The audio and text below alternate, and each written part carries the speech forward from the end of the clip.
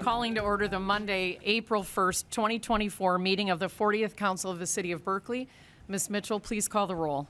Councilmember Baker. Here. Councilmember Black. Here. Mayor Pro Tem Gavin. Here. Councilmember Hennon. Here. Councilmember Patterson. Here. Councilmember Villani. Here. Mayor Dean. Here. Our first order of business is the approval of the agenda. Is there a motion to approve tonight's agenda? So moved. Support. Motion made by, Mayor Pro Tem Gavin with support from Councilmember Villani. Are there any changes or corrections? Seeing none, Ms. Mitchell, will you please call the roll? Black. Yes. Gavin. Yes. Hennon. Yes. Patterson. Yes. Villani. Yes. Baker. Yes. Dean. Yes, the agenda has been approved. Please stand for the Pledge of Allegiance. I pledge allegiance to the flag of the United States of America and to the republic for which it stands, one nation, under God, indivisible, with liberty and justice for all.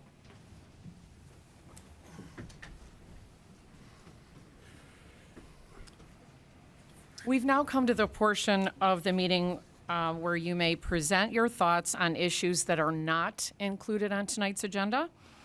Council members will not engage you in discussion, but it doesn't mean we don't care.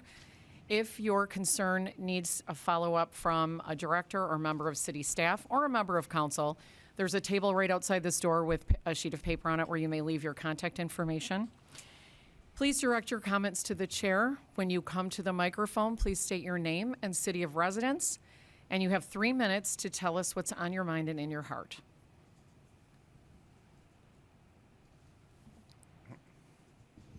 Good evening to this honorable body. I'm Mike McGinnis, Berkeley Downtown Development Authority Executive Director.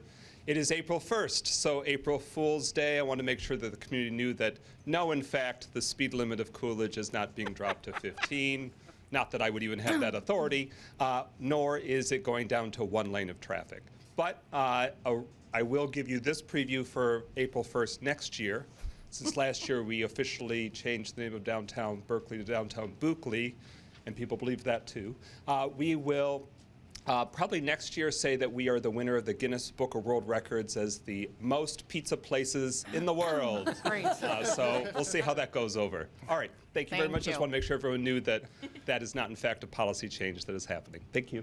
Thank you. The McGinnis Book of Records. Right, right.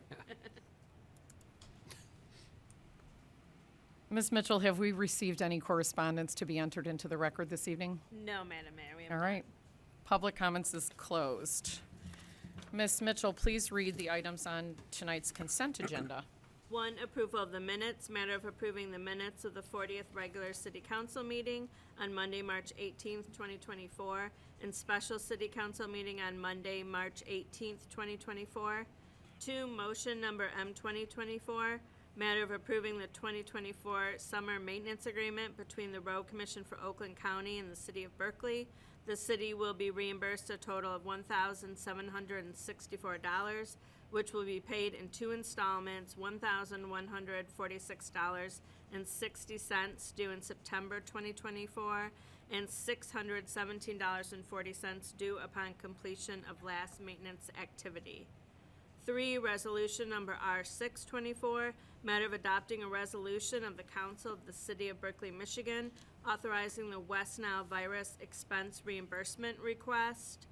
4, proclamation number P324, matter proclaiming and recognizing the volunteers of the City of Berkeley and declaring the week of Sunday, April 21st through Saturday, April 27th, 2024 as Volunteer Week.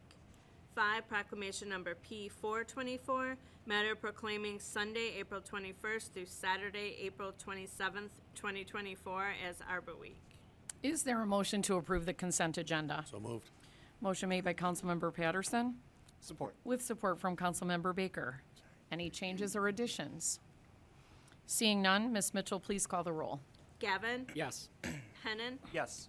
Patterson? Yes. Villani? Yes. Baker? Yes. Black? Yes. Dean. Yes, the consent agenda has passed. Ms. Mitchell, please read item number 1 on tonight's regular agenda. Recognitions, presentations, matter of receiving any recognitions or presentations from the consent agenda. Thank you. I've asked Councilmember Baker to read P 0324.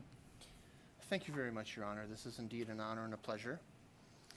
A proclamation of the Council of the City of Berkley, Michigan, recognizing the volunteers of the City of Berkley and declaring the week of Sunday, April 21st to Saturday, April 27th, 2024 as Volunteer Week. Whereas, throughout the history of the United States, the state of Michigan, and right here in the City of Berkley, citizens have actively volunteered their time, talent, and energy to improve the community. And whereas, volunteers in Berkley enhance the quality of life of others by volunteering with service organizations in schools, places of worship, hospitals, youth groups, as members of community boards, and with other organizations that benefit our community. And whereas, volunteer service has been needed more than ever since the onset of the COVID-19 pandemic, with many individuals stepping up to assist others in need. And whereas, the spirit of volunteerism grows stronger in the face of even the most challenging situations. And whereas, National Volunteer Week was established 49 years ago in 1974 by President Nixon as a special time to recognize the amazing contributions of volunteers. Now, therefore, the Council of the City of Berkley hereby proclaims, Section 1, that the week of April 21st to Saturday, April 27th, 2024, shall be recognized as Volunteer Week in the City of Berkley. Section 2, the Council of the City of Berkley extends immense gratitude to the many volunteers that devote countless hours each year to enhance and uplift our entire community. Proclaim this first day of April 2024 at a regular meeting of the Berkley City Council. Signed, Bridget Dean, Mayor. Thank you. Thank you again. And I've asked Councilmember Hennan to read P 0424. A proclamation of the Council of the City of Berkley, Michigan, celebrating the 152nd anniversary of Arbor Day and designating the week of Sunday, April 21st through Saturday, April 27th, 2024 as Arbor Week. Whereas Arbor Day was first celebrated in 1872 in Nebraska as a special day set aside for planting trees, and that first year it was observed by planting more than 1 million trees. And whereas Arbor Day is now observed throughout the nation and the world. Whereas the City of Berkley is proud to be a recipient of Tree City USA Award for the 34th consecutive year. And whereas in 2004, Berkley became the first community in the state of Michigan to receive the Sterling Award as a leader and innovator in community forestry. And whereas trees can reduce erosion by wind and water, cut heating and cooling costs, moderate the temperature, clean the air, provide habitat for wildlife, increase property values, enhance the economic vitality of business areas, and beautify our community. And whereas trees in our city, whereas trees play a critical role in controlling stormwater runoff by reducing the amount of water that enters combined sewer systems. Now therefore, the Council of the City of Berkley hereby proclaims, Section 1, that Friday, April 26, 2024 shall be designated as Arbor Day in the City of Berkley. Section 2, that the week of Sunday, April 21st through Saturday, April 27th, 2024 shall be designated as Arbor Week. Section 3, the City of Berkley urges all citizens, government agencies, public and private institutions, businesses and schools in the City of Berkley to nurture and care for existing trees, as well as plant new ones, and to become aware of how beneficial trees are to the Earth's beauty and environment. Section 4, the City of Berkley urges all residents to support the Berkley Tree Board, celebrating their 34th anniversary, pursuing various programs with the goal of making the community aware of the importance of trees and other natural vegetation. Section 5, in celebration of the above, the Department of Public Works and Tree Board will be planting new trees in Bacon Park on Saturday, April 27th. Proclaim this first day of April 2024 at a regular meeting of the Berkley City Council. Signed, Bridget Dean, Mayor. Thank you. And just today, I received some correspondence from the Arbor Day Foundation And I'm just going to read little bits of it. On behalf of the Arbor Day Foundation, I'm thrilled to congratulate Berkley on earning recognition as a 2023 Tree City USA and receiving a Growth Award. Thank you for taking pride in your community by planting, nurturing, and celebrating trees. With the additional recognition of a Growth Award, your community has demonstrated an outstanding commitment to sustainable urban forest management. So we have much to be proud of. Shout out to our tree board and all the great work that they do. Ms. Mitchell, will you please read item number 2 on tonight's regular agenda? Motion number M2124, matter of approving a modification to the collective bargaining agreement between the City of Berkeley and the Police Officers Labor Council Command Officers Association. Is there a motion to approve M2124? So move. Support. Motion made by Councilmember Patterson with support from Councilmember Black. Mr. Baumgarten. Thank you and good evening, Madam Mayor, members of council. As the motion states, the city has two different divisions of the PLC union, command and patrol, which is why the two related items that you have as your next two agenda items kind of come back to back here. The first one that come before you this evening is our command union that covers our sergeants and lieutenants. They likewise sat down with us as we talked about the shortcomings of the previously agreed upon collective bargaining agreement that we have that's supposed to span from 2021 through 2025. We found that it had issues. We were starting to fall behind, even though we're all very happy with the wage scale as put together in 2021. As others around us created or closed their collective bargaining agreements, we saw those numbers go up, and we saw ourselves harmed by our ability to recruit and retain new and high-quality officers. As you know, we have positions open right now in that department, and we have tried to bring new police officers, seasoned police officers over to us, but we have found that our wage scale is one of the things that's holding us back a little bit. We're knocking it out of the park on culture. We're knocking it out of the park on professionalism of the department. Mm-hmm. We're doing a great job on a lot of the, just word of mouth as officers talk to each other. Those are things where we know we're doing very well. So we feel like this is one of the things that needs to be rectified, which is how this came before you this evening. Our command officers have a pay differential, and so they have a percentage increase over top of the top pay PSO. So they get the benefit of this agreement. Anytime PSO wages go up, theirs go up. But for consistency, we felt it best to bring an agreement with both divisions before you this evening. So starting with command, and the next agenda item would be our patrol division. In total, in addition to the already agreed upon percentage increases, this would add about $8,500 to our officer salaries over 2 years. Thank you. Any public comment on this agenda item? Discussion from council? Councilmember Baker. Thank you. I just wanted to appreciate and extend gratitude for this and the following item. I'm very much in support of this. I think this is a great idea, and they deserve this and much more. So thank you. Thank you. Yeah, it was just on a similar vein. It's, if we want quality people, we're going to have to pay for it if we want to keep them, retain them, and get them here in the first place, regardless of how great our culture is. So. Thank you. Councilmember Villani. From a competitive standpoint for talent acquisition, with that increase of about 8,500, where does that put us compared to other cities of maybe similar size or demographics? Like, are we going to be in a much more competitive spot? Are we able to move that needle a bit with this? More competitive, but this does bring us to about a mid-range for the communities that we use as comparables to our department. It is important to keep in mind that our officers are cross-trained as police, fire, and first responders. So we are paying them as police officers when we are getting obviously triple the value out of them. So most of our comparables are for police departments. Those departments that are public safety, we are frankly behind.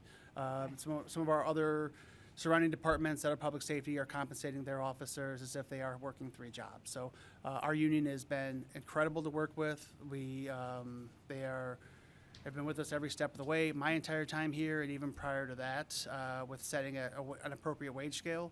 Again, I do think this puts us mid-range though. And when we sit back down with them in 2025, they might be looking for something that puts us closer to the top end for a recruitment standpoint. Thank you. Councilmember Black? Matt, and this might be a public safety question. So for just education of our citizens, do we track, like, what is our average response? Like, what are our public safety officers typically responding to the most in any given year, quarter? I don't have that off the top of my head, but I know we have a couple of things that would help anybody interested in that information.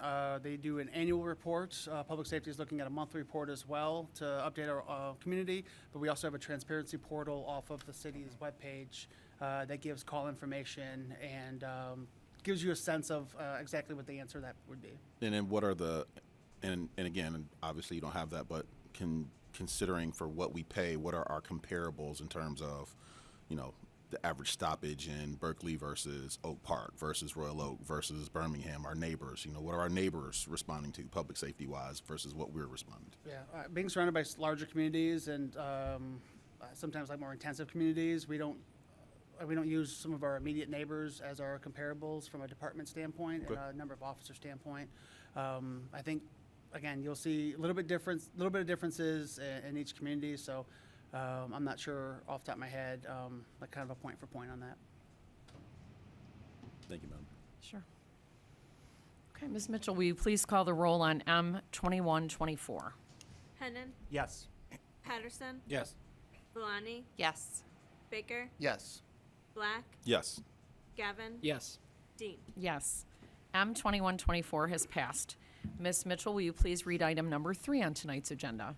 Motion number M2224, matter of approving a modification to the collective bargaining agreement between the City of Berkeley and the Police Officers Labor Council Patrol Officers Association.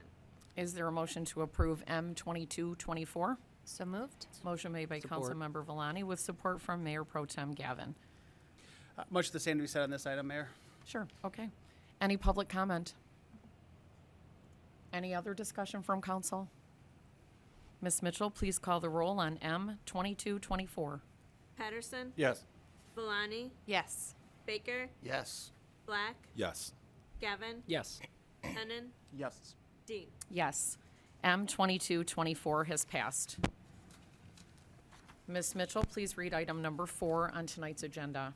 Motion number M2324, matter of approving the purchase of a new line painting machine in the amount of $5,819 from Sherwin-Williams, Inc. This purchase would utilize the Sourcewell Cooperative Purchasing Program.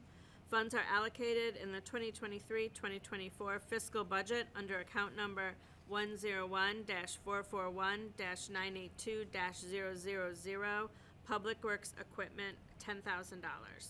Is there a motion to approve M2324? So moved. Motion made by Councilmember Hennan Support. with support from Councilmember Baker. Mr. Baumgarten. Thank you, Madam Mayor. You're joined by Public Works Superintendent Rick Chalmers, but just on a process note as an introduction, as the motion states, we did use Sourcewell the collective purchasing to find this item as well. We had budgeted $10,000 for this year, but through our work with Sourcewell, the competitive contract, again, a nationwide item that different vendors have to compete to be the verified vendor. We were able to secure this item for just over $5,800, so it's a savings Excellent. of what we had anticipated. We do feel like this is a good purchase, and we were able to get it from a local vendor. We'll get it specifically from the Sherwin-Williams store right on Catalpa and Woodward there. So we have a local individual to bring it to, even on a national bid. So we're happy with the amount that we could potentially pay for this, and we're happy with the vendor itself. So, and then Rick Chalmers can answer all of your line-based questions. Okay. Mr. Chalmers, do you want to come up for questions? Sure. Is there anything you'd like to add to what Mr. Baumgarten has stated? Basically, we're going to be using, what was I going to say? The base paint, I'm sorry. All right. We were using the alkali, now we're just going to use the water-based paint, so. Okay. Perfect. Any That's it. public Yep. comment on this agenda item? Type of lines we paint? Yeah, so we're painting the curbs, we're painting the stop lines, anything else, from where to park at the curb, stuff like that, so. Okay. Yeah, and it's been a couple years, Yeah. so, and with that being said, you know, we're overdue for that, so. And then the machine that we got, it's kind of a dinosaur. We can't even get parts for it no more, so, Thank you. yep, so. Any public comment on this agenda item? Discussion from council? Councilmember Baker. Hey, thank you, Your Honor. Thank you for bringing this to us tonight and for the work with this. Given the switch in the materials, could you anticipate the lifespan of the next sets of the stripes of paint? Do we think it's going longer, about the same? It's about the same, actually, probably a little less, but when you're cleaning the machine, and it's much easier, and it's much better biodegradable too. It's easier to get rid of. All right, so. and then we'll have the machine ready to go the next time we need to put the additional And that's the striping down. initial fact on that, is it just makes it much more easier, and it's a lot quicker. So like if you're switching from yellow to, white real quick, it makes life a lot easier. Nice. So there's additional time savings too with There is. equipment like this. Great. Yeah. Water-based paint, it doesn't last as long as alkaline, but again, I think between the time saving and is more work that you could probably get done as far as using the base paint. So. Sure, and the incremental environmental impact as well, I'm sure. Is And gonna that's be huge positive, because yeah. you don't want to just be dumping anything down the storm drains. Right. Yeah, So. yeah, that's right. Cool. And I did have one more question for the city manager about the Sourcewell program in general. We've seen this recently a couple of times, which I think have been great opportunities to help save both time and money in the procurement process. Rather than like the whole big long bidding thing and dealing with all of that. I would like to ask that we consider having like a agenda item in the future to give us a briefing about the program and some of the many benefits, so that folks can have a better understanding of the ways in which it helps the community to achieve the cost savings that we've talked about tonight, and also the time savings in the procurement process. So, rather than taking 2 to 3 months to try to figure it out, we can just look at the thing and find a local source and move more expeditiously. So I'd just like to ask if there's a way to kind of provide a bit more information to us and to the residents about this as an additional lever, an additional kind of tool that we can use. I see later on we have some competitive bid items, and so it's certainly not the only way that we're going to do things going forward. But it is an interesting tool, and I think as we educate the public a bit more about it, we'll come to see the benefits that it brings to our community. Sure, thank you. Yep, thank you. Thank you. Councilmember Black? What are I guess, in terms of servicing of something like this? So what is two questions. What is the lifespan of this new machine versus the dinosaur that we can't get parts for? And then what, if anything, are some of the wear and tear or annual services or things like that, just parts, just in things that maybe we won't see, and will that be serviced by Sherwin-Williams? Well, in the long run, the machine we got is well over 20 years old, but as far as the wear and tear, probably in the tips of the heads, when you're spraying, that's, it's a lot of little things like that, but when you're talking like the pumps, the big stuff, once that goes, the machine pretty much useless. And it does work, but it's not up to capacity like it should be. So them are the kind of things you're looking at. But in general, it's basically there's a few looks like modifications to it, like as far as the machine goes. The thing pivots. It just does a lot more than the old one did too. Right.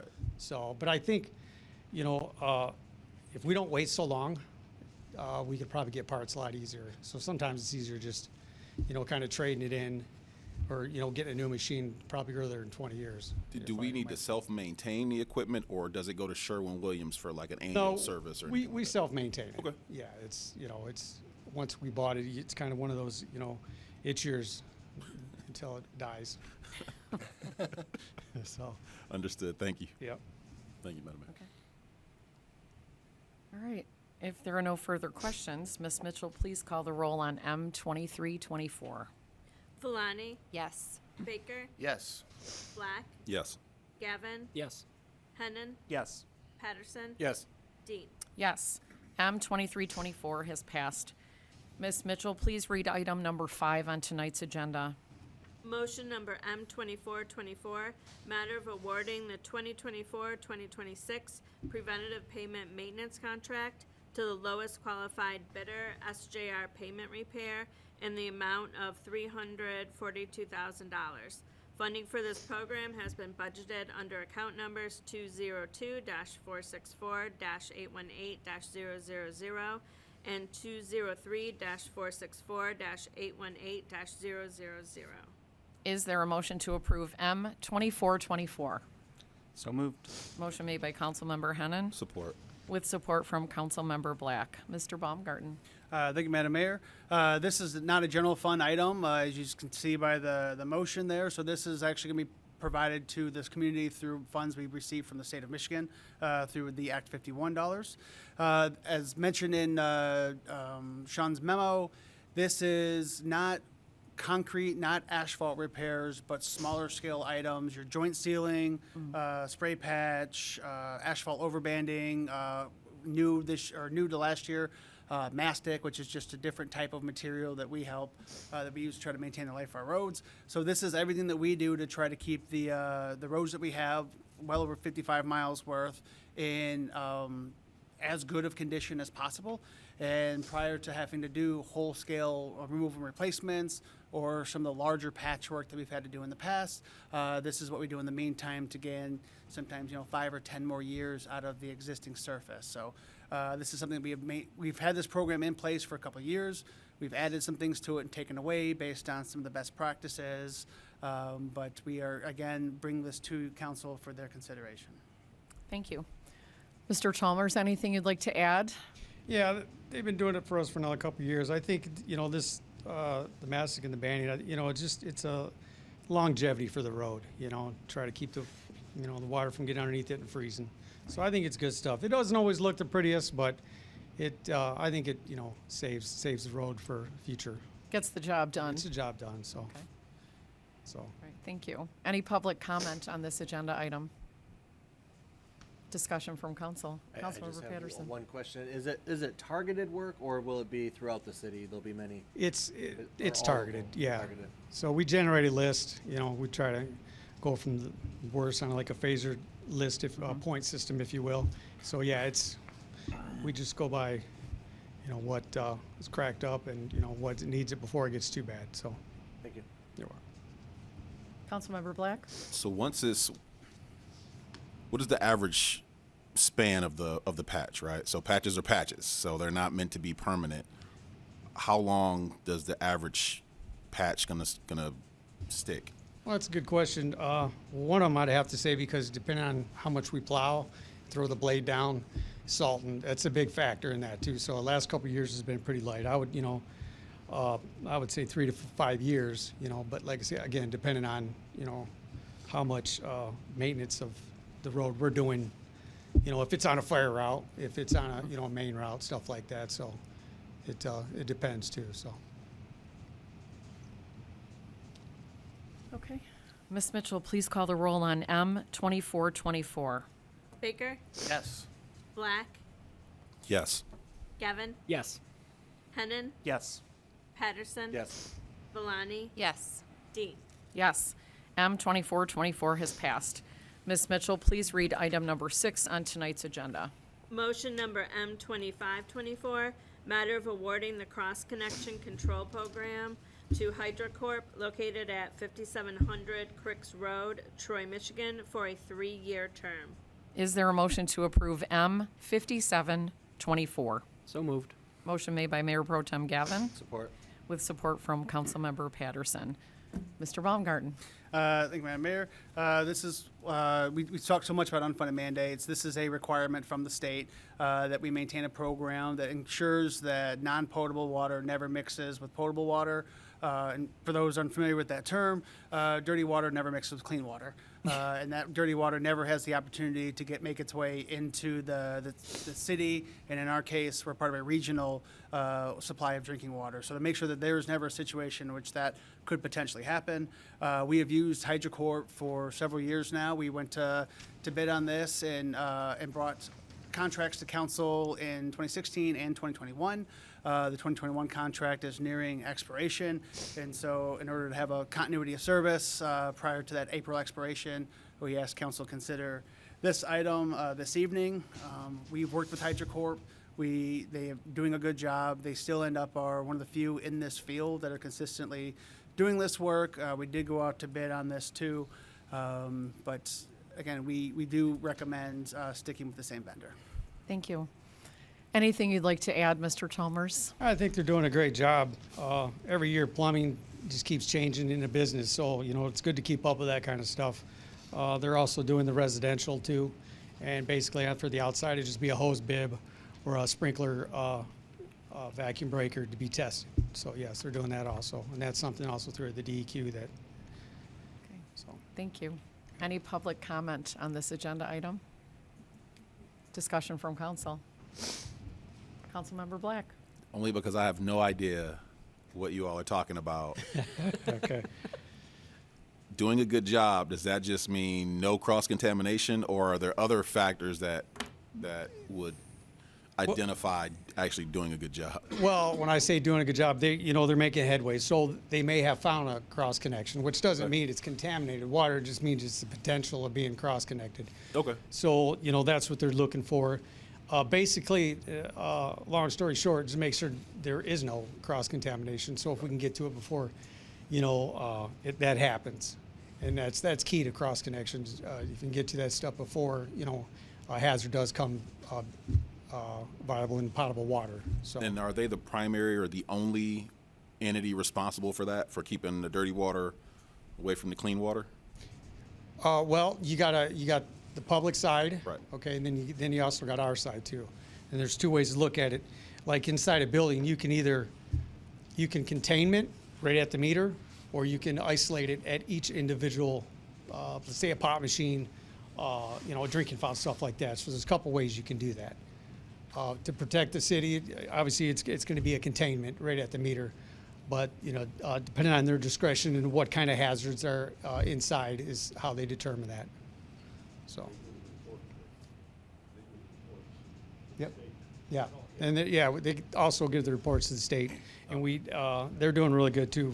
The businesses, that was huge. When I first started, we really didn't have the manpower, but to get to each business and to make them comply after so many years, they've been like this for a long time. So you're telling people that what they got to do, that it's been working fine. Right. So once you get the knowledge out there, they understand that, what could happen and the risks factors are. So. Thank you. You're welcome. Councilmember Hennan. Yeah, our first line of defense is the plumbing inspections. So Yes. someone doing new work or refurbishing work, but it's all the older stuff or people not calling for inspections. Yeah. That is what this is to cover. Well, when I started, everything was grandfathered in. Like, it's a second check at, the fire protection. It was just always grandfathered in, and now they don't. Now it's got to be a dual check. So a lot has changed with the plumbing code too. So. Yes. One thing I would add, Councilmember Black, to your question about what doing a good job looks like. These were some of the difficult conversations. They are representing the city to property owners, both commercial and now residential, and that's an aspect we think they're doing a good job too. They state the intention, the reasoning behind these things very clearly. They make a compelling case for why these things should be cleaned up, why they should be cleared, and what the potential harm could be. They've done a great job in putting their case forward. They deal with very few difficult people because of their presence is very compelling. They tell you what's going on. They tell you what the harms could be, and it's very rarely that we hear of somebody go, "I don't care. I'm not changing this." They say, "Oh, okay. Check it out. Make sure I don't have anything wrong with this." Okay. Thank you. Okay, Ms. Mitchell, please call the roll on M5724. Black, Yes. Gavin, Yes. Hennan, Yes. Patterson, Yes. Valani, Yes. Baker, Yes. Dean. Yes, M5724 has passed. Ms. Mitchell, please read item number 7 on tonight's regular agenda. Motion number M2624, matter of awarding the 2024-2026 as-needed construction services contract to the lowest qualified bidder, CMV Landscape and Equipment Company of Roseville, Michigan. Funding for this program has been budgeted under account numbers 202-464, 203-464-818-000, 203-464-818-000, 592-536-982-000, and 592-536-818-000. Is there a motion to approve M 2624? So moved.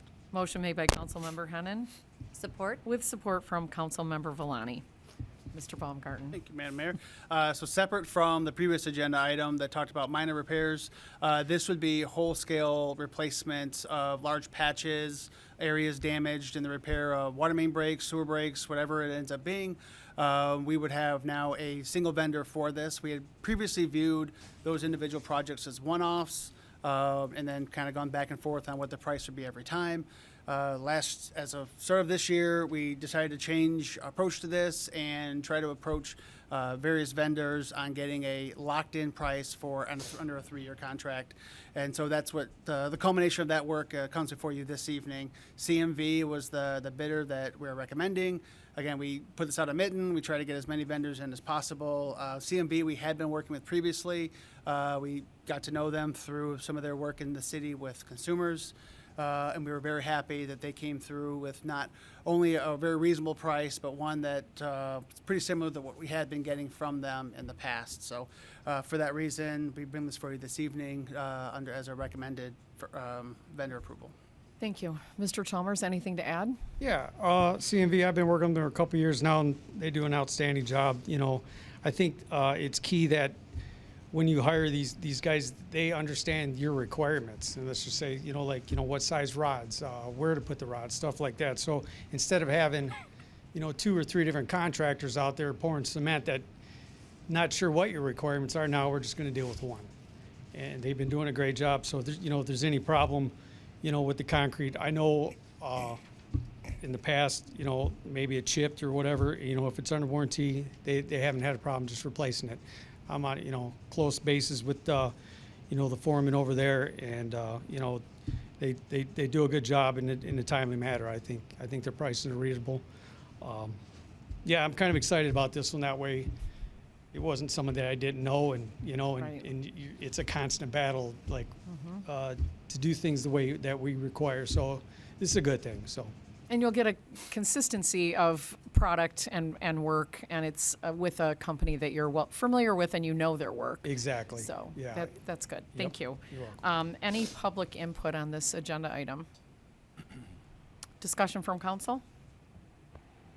Councilmember Baker. Thank you, Your Honor. Thank you for bringing this before us tonight as well. And this does look like a good deal, and I'm glad to hear that they come highly recommended. And I'll use this as an opportunity to give a shout out to you and the team for all the work that you guys do when we have those water main breaks in the middle of the night and in the dead of winter and all that stuff. And you're out there taking care of business so that these guys can come along and tidy things up at the end. So I want to thank you and the team for that, and thank you for bringing this for us tonight, and I'll certainly be supporting it. Thank you. Okay, Ms. Mitchell, please call the roll on M 2624. Gavin, Yes. Hennan, Yes. Patterson, Yes. Villani, Yes. Baker, Yes. Black, Yes. Dean. Yes, M 2624 has passed. Ms. Mitchell, please read item number 8 on tonight's agenda. Motion number M2724, matter of appointing D'Angelo Brothers as the emergency contractor for water and sewer emergency repair services, utilizing the Oakland County Cooperative Contract Number 008856. Is there a motion to approve M 2724? So moved. Motion made by Councilmember Patterson with support from Councilmember Baker. Mr. Baumgarten. Sure. Similar to our previous agenda item, when an issue arises, our own DPW can't to work on directly, either we don't have the equipment or for some reason don't have the manpower in that moment. We would previously have to search around, find out who's available and who could potentially come in and supplement some of the work of our own department. We were delighted to find that Oakland County Water Resource Commissioner's Office had actually already gone through a competitive bidding process, has a cooperative purchasing option available for municipalities within the city or within the county. And so the more we learned about this, the more we felt like it was worth bringing to council. You'll see inside the packets they have a stated menu of of prices that are set throughout the county. This is anybody can jump in on this. They would receive the same price. Not only does it have the benefit of being competitively bid, but it also utilizes some of the economies of scale that we would not normally see just if Berkley alone was looking for these things, and certainly doesn't give anybody the opportunity to find out how much we need a service in a moment and have us pay a little extra because of that particular aspect of the ask. So set pricing, it is a, I believe, 3-year agreement. No, that was the last one. Apologize. So that was set pricing on this. We do, as it happens, we have come across a situation where we would need to use this pretty quickly if council should approve it this evening. So again, we are grateful that this exists and is one of the many benefits of being in Oakland County. Thank you. I appreciate you doing the work on this so that we're not at the mercy of in the event of an emergency. So we've got pricing in the packet, it says 3-year pricing. Not necessarily that we're in this for 3 years, but they're guaranteeing these prices for 3 years. And I appreciate the diligence with which this was approached with the cost savings in mind. So thank you for that. Did you want to add anything to this item, Mr. Chalmers? I didn't have nothing to that particular, Matt. Okay. It was well said. If you had any questions on the sewer work that was to be done sooner than later, I can ask questions on that. Okay, before we go there, is there any public comment on this agenda item? Sure, Mr. DeRoss. He just needs the microphone for a second. Let me say I like this because I heard the word competitive bidding. Okay. We need you in the microphone, please. Thank you. I said I like this because, Greg DeRoss, Bacon Avenue. I like it because I heard the word competitive bidding. The first, and these comments apply to all these contracts, frankly. The first sentence I had, a choice of one is not a choice. I wish I had heard some of the questions I've heard tonight 2 weeks ago with a $1.9 million contract. My concern is that, particularly with Sourcewell, that how do you ensure competitiveness if you only get one bid? Case in point, it wasn't a large item, but the paint striping machine, $5,800. So I was curious because you didn't have in your materials any other pricing, but I Googled it and found out that it was several vendors that were listed for $6,129. That gave me a sense of satisfaction knowing that, but you didn't know that until I just told you that. And the same principle applies for all of these contracts. I'm not saying low price is always the solution. It's not. I really believe that.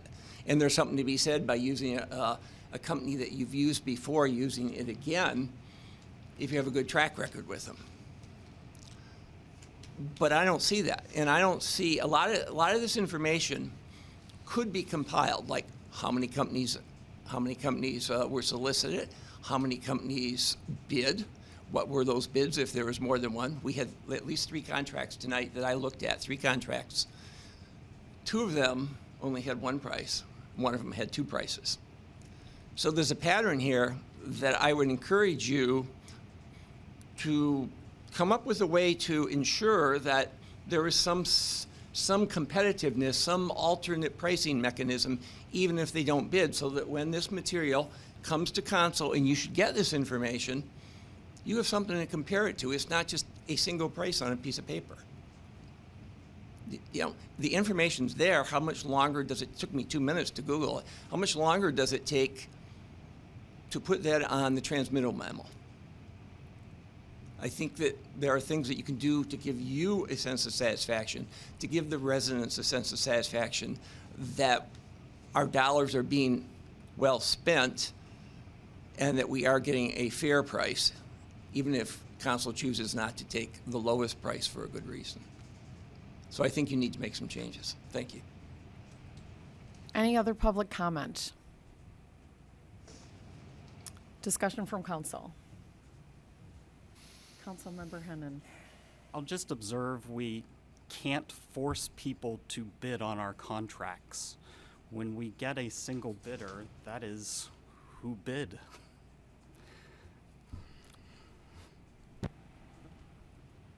Councilmember Baker. Thank you. And just to confirm, this is not with Sourcewell, and as we discussed before, they certainly have an intense, robust screening process that I look forward to you providing as education for us and for the residents so they can better understand all the competitive bidding that goes on behind the scenes so that we Right. get the best prices for our residents. Yeah, and I think those collective purchasing consortiums, what would be very valuable to the residents to find out is that those are collectively, those go through a competitive process. Somebody has to win that particular bid, and then one of the things that they guarantee is that they lock it in, and then anybody who is a member or is able to participate in that consortium gets the benefit of a competitively bid vendor that's selected for that particular item. Some are larger than others. We've purchased vehicles under like county vehicle consortiums. You'll see some items in this evening that are part of that same process. And again, what I've always liked about those particular ones is, to Councilmember Hennon's point, sometimes we don't get a lot of people bidding on our particular small projects. Sometimes we get bids that we feel are artificially inflated because of our small size or the small scope of our project. What the larger consortiums do for municipalities is combines the competitive bidding process with the economies of scale, which is why we like using them so often. It's been discussed, our ordinance could use some clarification to specifically state that purchasing from a purchasing consortium does satisfy the requirements of good governance and good use of public dollars. So that'll be a great time to bring that forward to council, because we can really spend some time talking about that in the course of discussing an update to our amendment, our ordinance.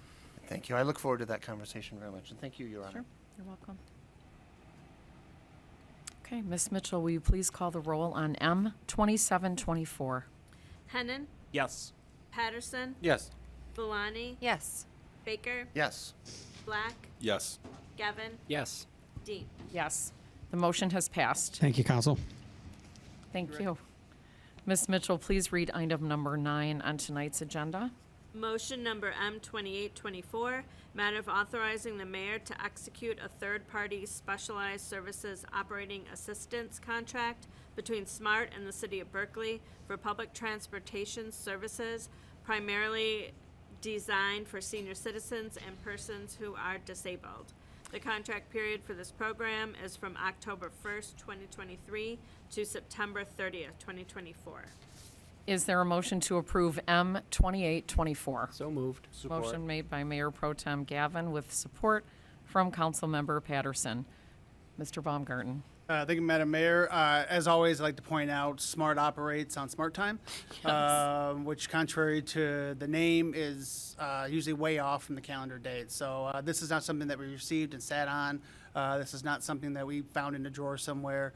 Right. SMART is not particularly prompt when it comes to getting paperwork out to its member municipalities on time, and therefore we are bringing this to you as we receive it, even though we are most of the way through the fiscal year, or most of the way through the contract as stated here. We likewise received the community municipal credits contract from them last week, right? Coming before you at a subsequent meeting. It is likewise has the same date range and is likewise just as late. So that is just from a process note. Wanted to make sure that was produced or mentioned for the record. Thank you. I appreciate that. Mr. McMinn? Thank you, Madam Mayor and members of the City Council. As Mr. Baumgarten said, this is a contract you do see every year. It does come about this same time every year. So this is not something that is new. What is new is the contract amount is a couple $100 higher than it usually is. And this is from unused funds from SMART that was voted on amongst the Oakland County participants to divvy that money up for every city that is involved with SMART. So the contract is slightly higher, but that is because of unused funds from previous years. A little bit about the program is the SMART transportation program is used for rides to doctor's appointments, hair appointments, grocery shopping, anything that you need to do within our radius, we can do it as long as it fits within our schedule. Our reservations can be made Monday through Friday between 9 a.m. and noon and can be made by calling 248-658-3470. Again, that's the number for Parks and Recreation, 248-658-3470. Boundaries north and south are 8 Mile and 16 Mile, east and west, Lasser and John R. It's a suggested donation of $5 round trip or $3 for one way. And riders must schedule their appointments at least 2 days in advance. It can be 4 months in advance. I've done appointments for next year already, so the earlier the better. The program is geared toward anyone 50 and older, retired, semi-retired, and handicapped as well. Both of our vehicles that we have now are equipped with handicap ramps, so if anybody is in a wheelchair and needs to utilize the ramp, we do have that available. The third bus that we will be getting hopefully soon will also be equipped with that handicapped assistance. So, Thank you. Any public input on this agenda item? Andrew Hasemacher, Berkeley resident, 14 years. This option that you guys have given our citizens is amazing, and thank you.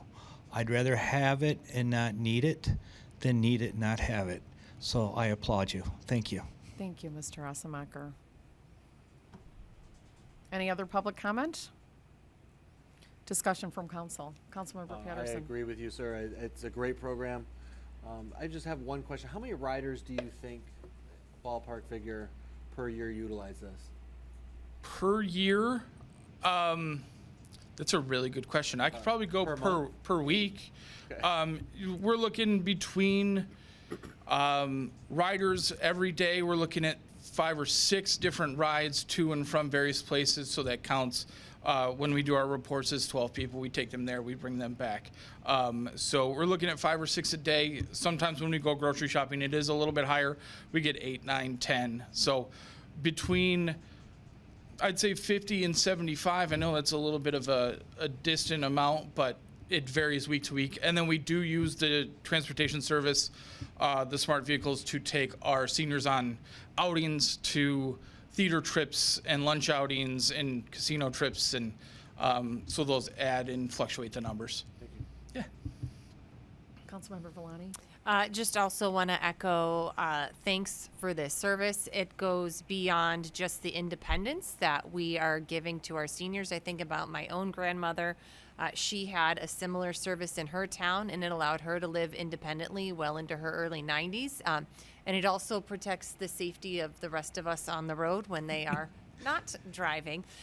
But beyond that sense of independence, it also creates a sense of community and belonging, which is so incredibly important to that population. And I know that you and your team just do an amazing job with that. So thank you. Thank you. I completely agree with our Thursday runs to Meyer from the Oxford Park Towers. We normally get 4 or 5 residents, and they're not always the same. So you hear a different story from every single person. And I, every once in a while, get a chance to get in there and drive and love hearing the stories and just seeing the camaraderie between residents, both in the public and at the towers. Thank you. Thank you, Your Honor. Yeah, I'm just going to echo my colleagues, Mr. Assenmacher, and thank you, Dan. Funnily enough, I was actually on a call for my day job today with Disability Rights Michigan, an individual from there, and the common theme over and over and over again is lack of access or lack of ability for transportation. Mm-hmm. And so I think offering this service is, incredibly wonderful and really does open up a whole host of opportunities for folks to be able to access what they need to be able to live. I completely agree. Again, this program is near and dear to my heart. I've been working with the SMART program for quite some time now, and meeting all of the new people that come into the city, come into the Oxford Park Towers when they're on a trip and everything like that, just brings joy to my heart. And unfortunately, there is good with the bad you hear when they pass away, and that's heartbreaking, but it's all because of this service. So it enriches myself as well. So I appreciate it very much. Councilmember Baker. Thank you. Again, ditto. Thank you for this and for bringing it to us. And it's not really a question. I'm just curious who gets to control what's on the radio during all these trips. You have you're playing the top 40. You're doing the classics. Our 13-passenger diesel does not have a radio in it right now. One of our drivers does bring a old boombox with him with the D batteries, so I think he controls that most of the time. And then the newer bus does, and I think it typically stays on the oldies station. And we might get a little news, NPR here and there, but kind of depends on who's in the bus. A karaoke thing for you? Absolutely. Sing along to Meyer. Yeah, absolutely. That's fantastic. Councilmember Black. So, as a veteran, as a currently serving member of the military, work with the Detroit VA a lot. And one of the things, Detroit, Ann Arbor, even some of the CBOCs, Toledo, Flint, they really are still struggling getting vets transportation. Have we identified our Berkley veterans? Do we have a way of getting them to, to Detroit, to the Dingle, or even to Ann Arbor? So that's a little tricky because with our SMART program, we only have a certain radius. We can only go to that 8 mile, which I know is Detroit, but that's not quite getting them as far as they probably need to go. There is a SMART connector service that is available. I don't have that number on me. They are a little bit more widely based. And then SMART has been introducing a lot of single ride share type things, which may be an option. So my best suggestion would be to check the SMART website and see what they have to offer that way. Thank you. Yes. Okay, Ms. Mitchell, please call the roll on M2824. Patterson. Yes. Villani. Yes. Baker. Yes. Black. Yes. Gavin. Yes. Hennon. Yes. Dean. Yes, the motion has passed. Thank you very much. Thank you. Ms. Mitchell, please read item number 10 on tonight's regular agenda.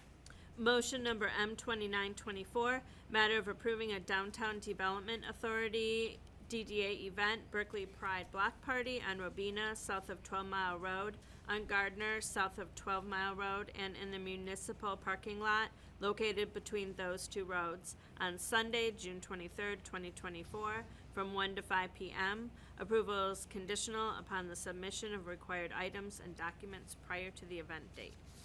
Is there a motion to approve M2924? Motion, Your Honor. Support? Motion made by Councilmember Baker with support from Councilmember Villani. Mr. Baumgarten. Thank you, Madam Mayor.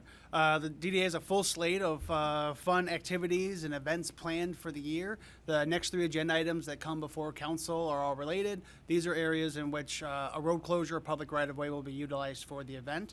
As we go through the process of looking at it, our Public Works, Public Safety, Recreation, myself, we all look at it, make sure that we feel that the event can be done safely. They've got the volunteers in place. In the DDA's example, there's now a track record of being able to successfully and safely do these events. And so for that reason, these items have been reviewed by our staff and come before you with their recommendation for approval. Thank you. Mr. McGinnis. Good evening, and thank you to this honorable body. Mike McGinnis, Executive Director of the Berkley Downtown Development Authority. The summary that was read to you had a Freudian slip-in of Gardner instead of Griffith, and I blame myself. I think I just inverted a G street name in the summary, although the body itself of the application and the map reflects Griffith south of 12 miles. So, and I think I did that last year too. Okay. So I've got to really look introspectively on that. But this is the 3rd annual Berkley Pride Block Party. The first year it was Robina north of 12 Mile Road. It was the first beginning introduction of it in our Downtown Block Party series, and community members and volunteers identified the month of Pride for that latest installation. It was a rousing success. It was too large, or it was really comfortable, but it was definitely poised for growth. And so last year with the 2nd annual Berkley Pride Block Party, we located south of 12 Mile to have Robina, Griffith, and the municipal parking lot there to interact with the downtown businesses and the offering of the greater downtown streetscape. This will be the 3rd annual. It's targeted to be very similar in terms of a Sunday in June. We targeted Sunday so that way it offers a variety of the calendar of the week, and also a day when there's a little bit slower foot traffic. We're trying to infuse and introduce participation, the community coming out and enjoying and interacting with their downtown businesses and their streetscape, and we got that in spades. So this year for the 3rd annual, it has a very similar footprint if you are satisfactory in authorizing this closure. And it would not be possible if not for Berkley's Public Safety, as well as Berkley's Department of Public Works, the emergency manager, Mr. Blanchard. Their expertise and their partnership really makes these and other downtown block parties and other celebrations, parades possible. And I really want to salute you because not every community has that partnership or collaboration, and it really makes a difference.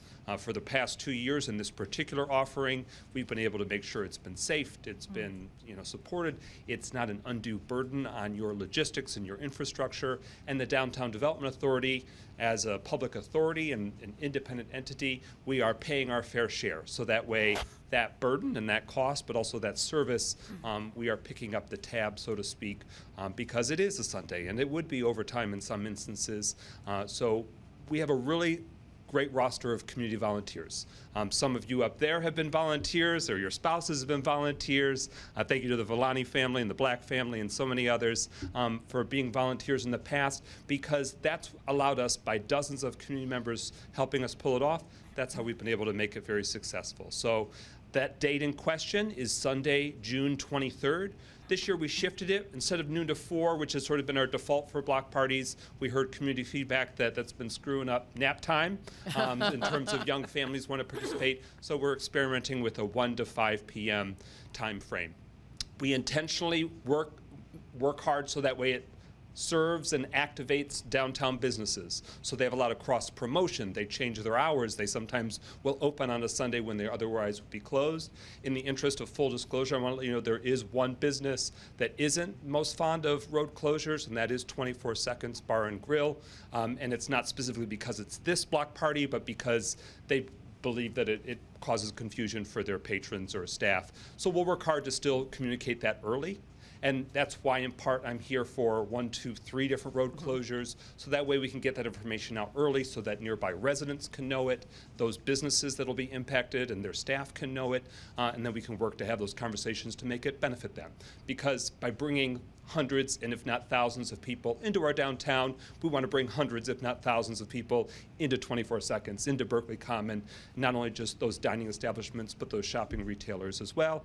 And we know it serves a need for our residents. It's not just about outside folks coming in and have a good time. We intentionally built this block party so that way it is of, by, and for Berkley families, and I think you've seen that, and that'll be definitely this vibe for the Berkley Pride Block Party if it receives a favorable approval for the road closure. And I'm happy to take questions, and I'll step aside if there's public comment.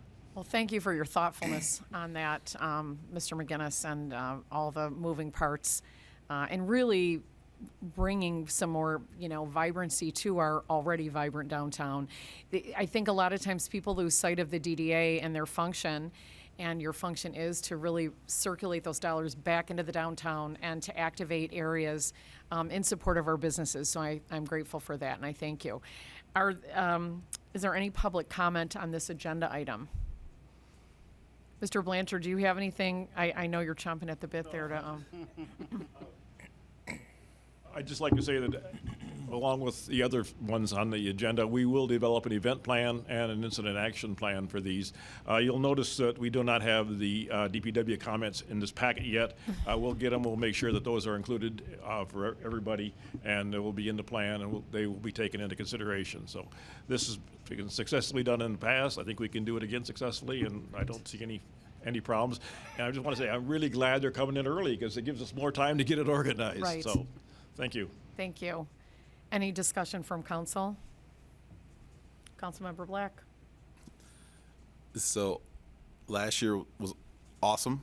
My only question is what goes into Saturday versus Sunday? Because I know we do a number of events.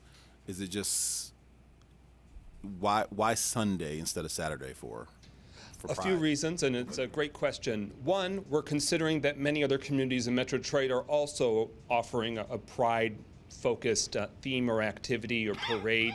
And so we're intentionally trying to look at the calendar and say, what would most allow for, in part, vendors or community resource organizations?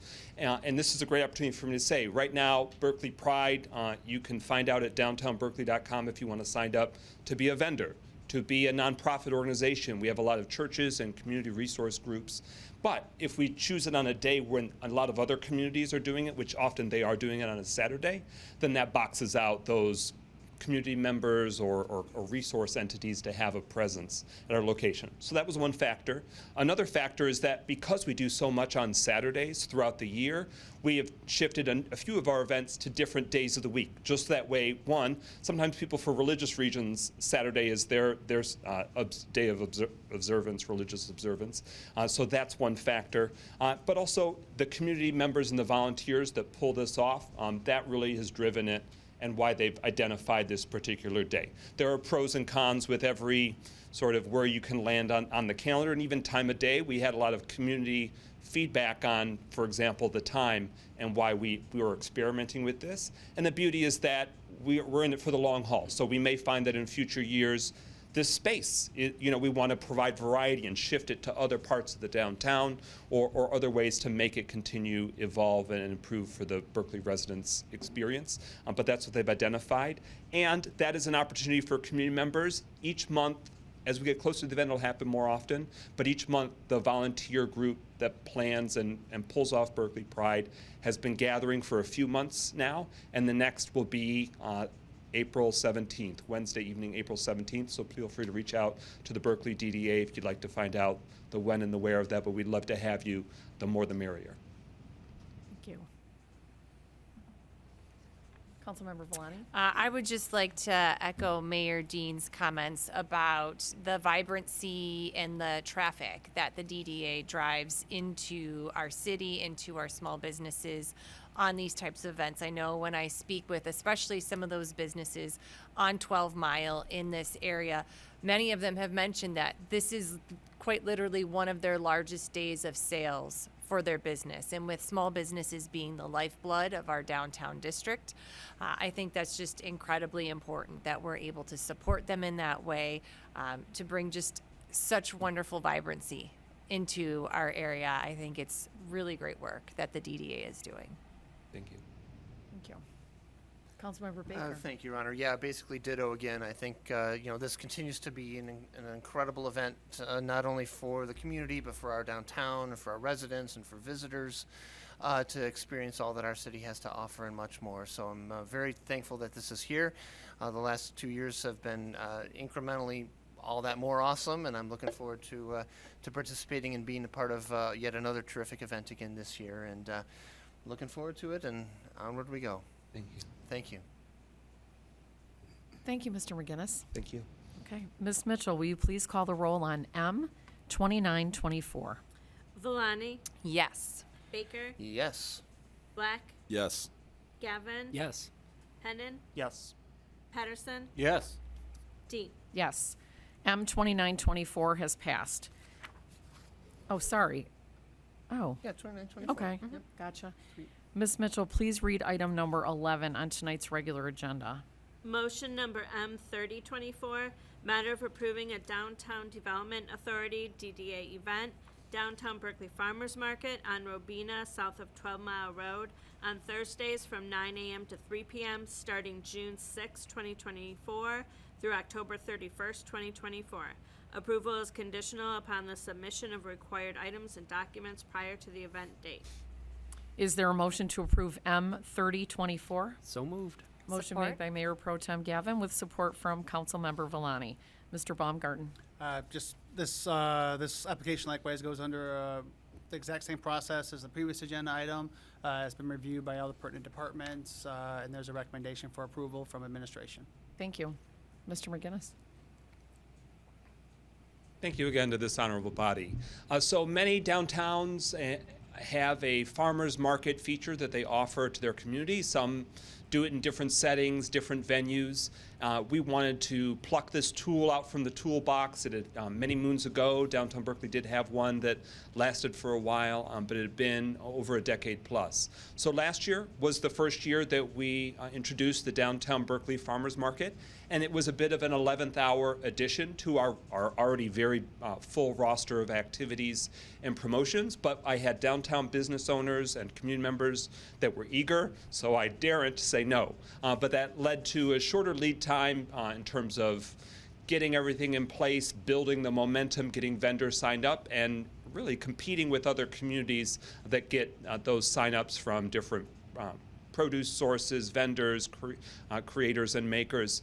So we have the benefit of now having a year under our belt. We started in June of last year and ran through October. It was a weekly offering on Thursdays, and it concluded at the end of the Berkley season in October. So that was approximately 21 different farmers market, and it was really 21 different experiments for us to see what worked, what ingredients do we want literally and figuratively to make sure that can be a success. To preempt your question or question that may come about, why Thursday? Oh, it was coming. Yeah. Two main reasons. One, there are many established farmers markets in metropolitan Detroit, of course, including the Big Kahuna, one of the most enduring farmers markets in the nation, and that's, of course, at Eastern Market in Detroit. And Saturday is their big day, but it's also a big day in Royal Oak, in Birmingham, some of our very nearby, I won't call them competitors, neighbors, friends, allies, compatriots.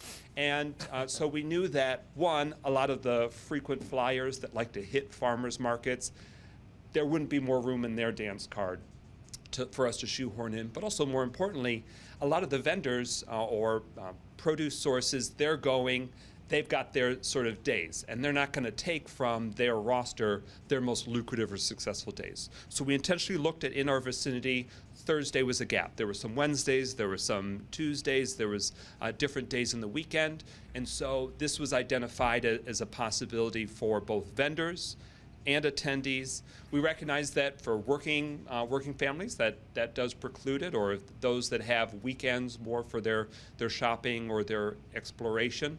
But we also wanted to infuse on a slower time of the week, trying to build foot traffic. It's the main point. We're not having a farmer's market just to have a farmer's market, although that's cool too.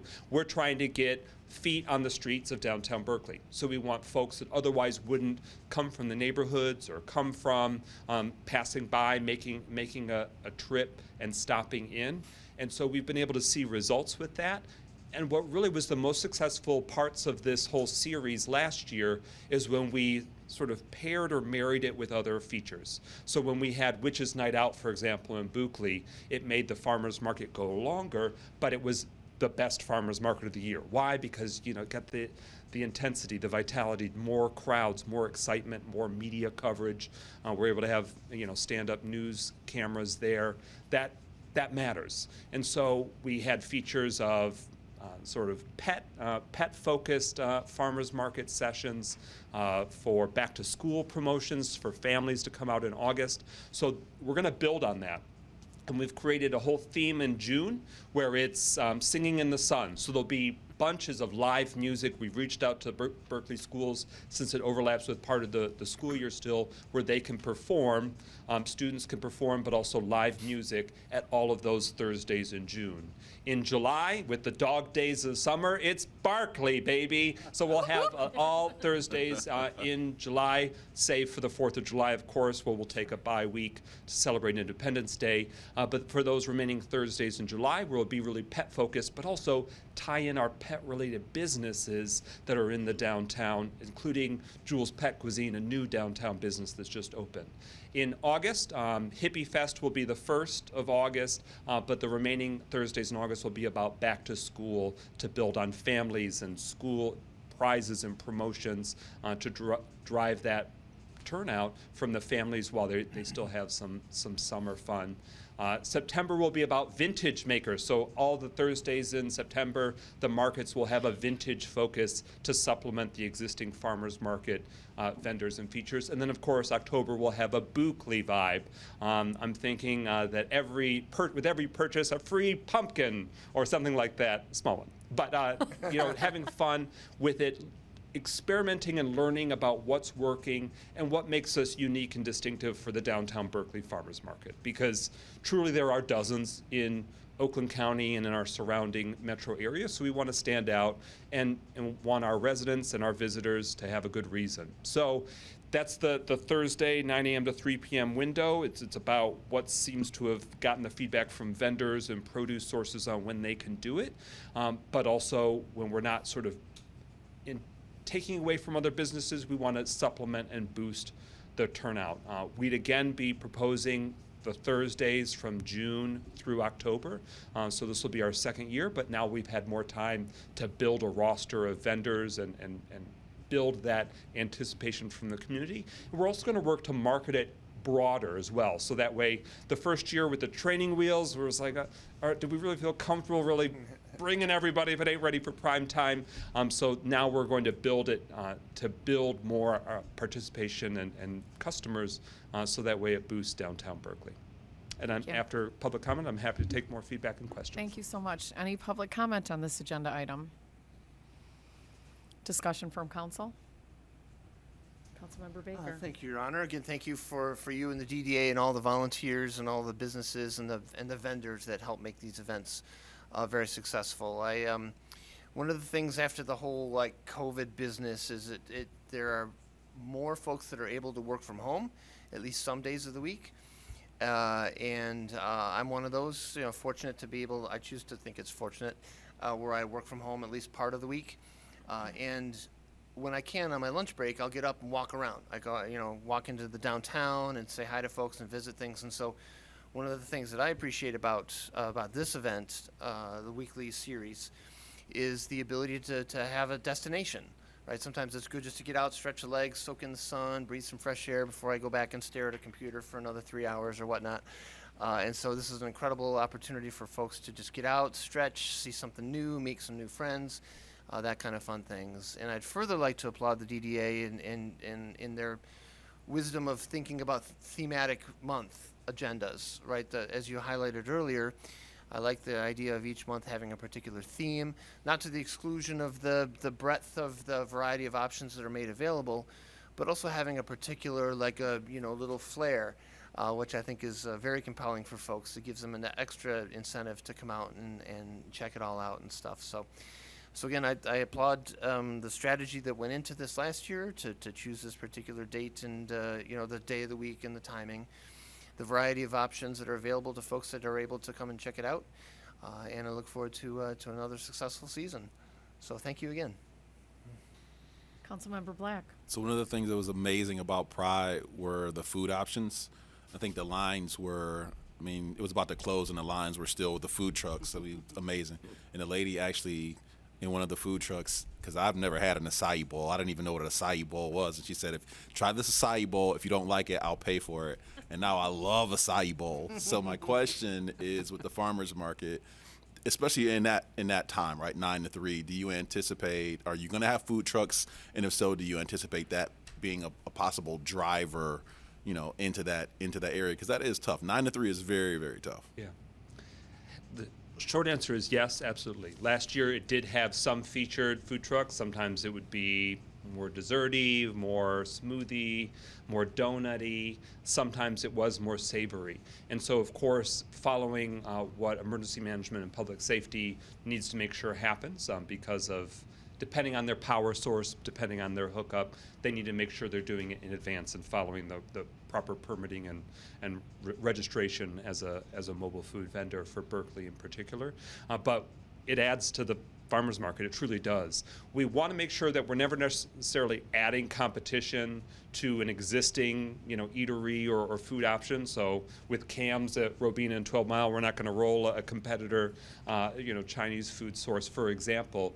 But it adds and it complements. We want people to be drawn, for food trucks to also then explore, walk, shop, drink, eat, to just add to the downtown flavor. And food is a universal way to do that. And so it did happen last year to a degree, and we want to make sure that we experiment further with it this year too. And look at that culture in Berkeley at the downtown block party, are an acai convert. Thank you. Okay. I'll do a final pitch, if that's okay, Madam Mayor, that if there are individuals that are interested, should this be approved, at downtownberkeley.com, or if you just Google Downtown Berkeley Farmers Market, there's vendor sign-up opportunities. If you or somebody that you know just wants to try it one-off, see if it's a good fit or not, you can sign up for one of them. You can sign up for a month block or for the whole season, and there's cost savings depending on how many you sign up. We're happy to field any questions or feedback you have if you want to see it's the right fit for you. Thank you. Ms. Mitchell, please call the roll on M 3024. Baker, Yes. Black, Yes. Gavin, Yes. Hennan, Yes. Patterson, Yes. Valani, Yes. Dean. Yes, the motion has passed. Ms. Mitchell, please read item number 12 on tonight's regular agenda. Motion number M3124, matter of approving a Downtown Development Authority DDA event, Berkley Monster Mash Block Party on Coolidge between 12 Mile and Catalpa on Saturday, October 26, 2024, from noon to 5 p.m., and authorizing the road closure of Coolidge on that date. Approval is conditional upon the submission of required items and documents prior to the event date. Is there a motion to approve M 3124? So moved. Support? Motion made by Councilmember Baker with support from Councilmember Valani. Mr. Baumgarten. Thank you, Madam Mayor. This is, from a scale standpoint, is the largest of the three asks of council. This has gone through the same process. Last year, the event was very similar to this. DDA did provide all necessary safety requirements, given the amount of people that we plan to see there, given the dusk hour, and that it gets darker later or earlier around that time. The DDA did a very good job last year, and we don't see any reason why we can't expect that this year as well. So this comes to you with a recommendation for approval as well. Thank you. Mr. McGinnis. Thank you again to this honorable body. So one of the most magical days of the whole year, the last Saturday in October, downtown Berkley has its crescendo and climax, where not only is there the trick-or-treat stroll, where 150 or so of the businesses are participating, but then there is the Monster Mash Block Party that happens on Coolidge between Catalpa and 12 Mile. We intentionally have those two happen on the same day, so that way there can be that synergy that comes with the building crowds. So from 12 to 3 is the trick-or-treating, and then from 2 to 5 is the block party. And so many families will do the trick-or-treating on 12 Mile, on Coolidge, and then come for the celebration on the Coolidge street party. So we're really following the revolutionary approach that the Street Art Fest did a few years back, and we really applaud the Berkley Area Chamber for that, and we're proud to support them. And so inspired by that, we say it can be done. And it's wild to say that this would be the 4th year of the Monster Mash Block Party. The first year in 2021 was on Dorothea, and then it immediately saw the need to expand and grow. But it really draws people into our downtown, and that's not only is it a great family-friendly offering and a free celebration and participation for the community, but it draws thousands of people. So we want to keep that magic and momentum going. And of course, this is just the climax, the exclamation point, if you will, on a whole month of activities and offerings. But this is the only one, save for the farmers market nuance, that requires road closure, and so that's why it's there before you. And after the opportunity for public comment, I'm happy to field any questions. Thank you. Any public comment on this agenda item? Discussion from council? All right, here's my comment. My grandson is now a veteran of Berkley and absolutely loves it. My granddaughter attended last year, but she was literally like 4 weeks old. So she will be a year. So it'll be very fun to have both of them there and watch how they experience the entire event. As a Berkley resident, just being on Coolidge and watching all the activity, the family friendly of it all, and the music, and just the sense of community. You've really created something special, and I want to make sure I don't leave out all the DDA volunteers that help make this event happen, and actually all the DDA events, but this one in particular, it's just quite a vibe, Mr. McGinnis. Yeah. So thank you very much. Madam Mayor? Yes. Yeah, thank you. Just to build on, if I may, Yeah. Again, thank you for this. Thank you for the volunteers. Shout out to Lisa Kempner. Berkley is one of my favorite times of the year. I can't wait to say that every year, as you guys know. I don't mind doing that. But I do want to also acknowledge how this contributes to other organizations within the city. For instance, the historical committee is very thankful to have its location inside of the Monster Mash power zone. And so during the commencement of treat dispensers, they love the influx of first-time and many-time visitors into the museum.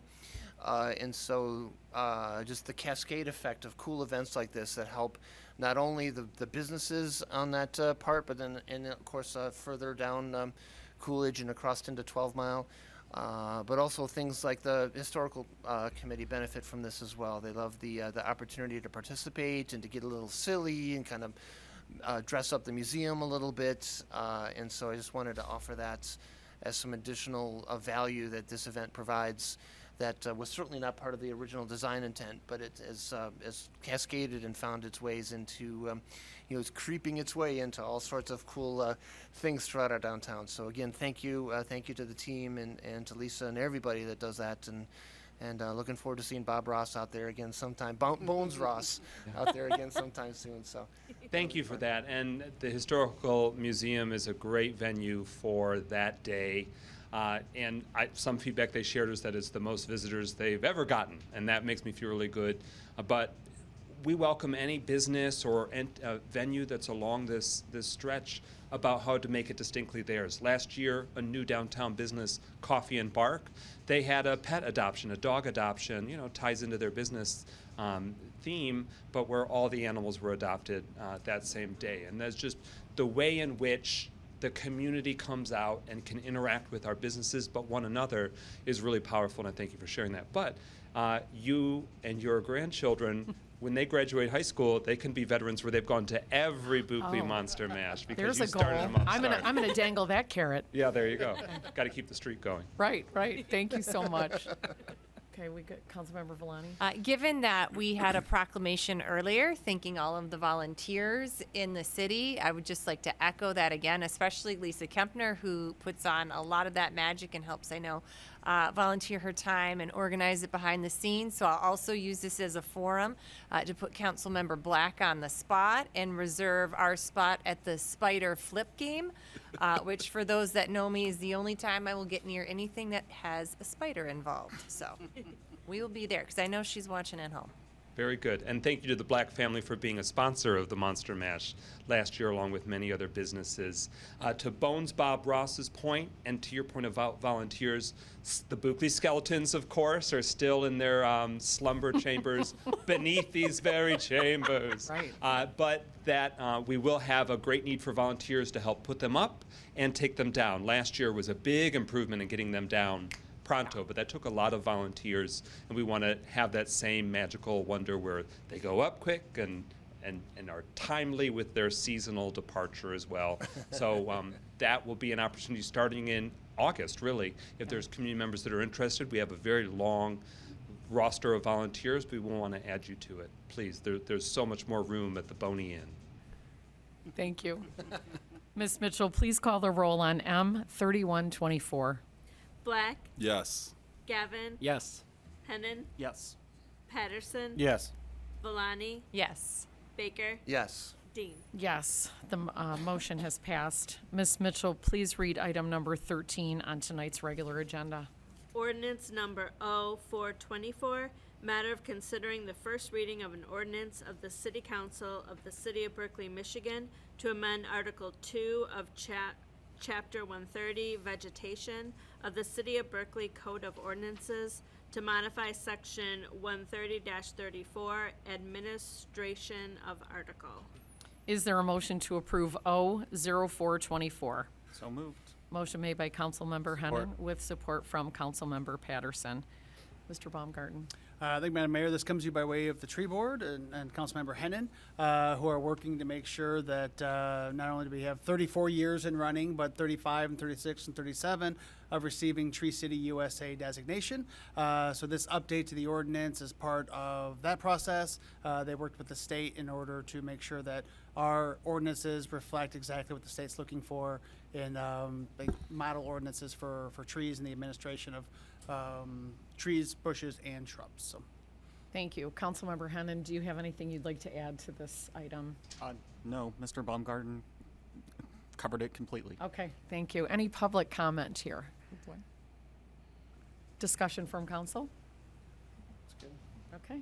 Ms. Mitchell, please call the roll on O0424. Gavin? Yes. Hennan? Yes. Patterson? Yes. Malani? Yes. Baker? Yes. Black? Yes. Dean? Yes, the ordinance is passed. Ms. Mitchell, please read item number 14 on tonight's regular agenda. Motion number M3224, matter of approving a contract with Nate Geinzer to provide interim manager services. Is there a motion to approve M3224? So moved. Motion made by Mayor Support. Pro Tem Gavin with support from Councilmember Black. So at our last regular meeting, council approved a motion to form an ad hoc committee to find an interim city manager and a search firm to help us find a permanent city manager. I appointed Mayor Pro Tem Gavin, council members Patterson and Villani to this ad hoc committee. This committee met on March 25th in a publicly noticed meeting in accordance with our usual procedure. The meeting was posted on the city calendar, which lives on the city website, and there was notice on the door to City Hall. At this public meeting, the committee reviewed proposals from executive search firms, as well as resumes of interim city managers provided to the committee from Michigan municipal executives. The committee unanimously approved recommending that council consider GovHR for the city manager search firm, given its vast network, reputation, and familiarity with Berkley and the geographic area. The committee also unanimously approved recommending that council consider Nate Geinzer for interim city manager, noting his extensive experience in local government and executive transitions. I'm going to kick this over to Mayor Pro Tem Gavin, if there's anything you'd like to add. Thank you, Your Honor. Yeah, I'm going to reiterate a fair amount of what you said, but working off this list of interim managers provided by the Michigan Municipal Executives, which is a professional statewide organization of municipal executives, I called through the list to inquire about their availability and interest to potentially serve as an interim manager for Berkley. From a list of 16 individuals, 5 stated their availability and interest. And I asked for CV information from all those individuals, which was shared with the ad hoc committee, who reviewed all of that information provided from each of the individuals. So just to reiterate that in a publicly noticed meeting, the ad hoc committee met to discuss the candidates and see if any recommendation could be made on who would be the best fit as interim.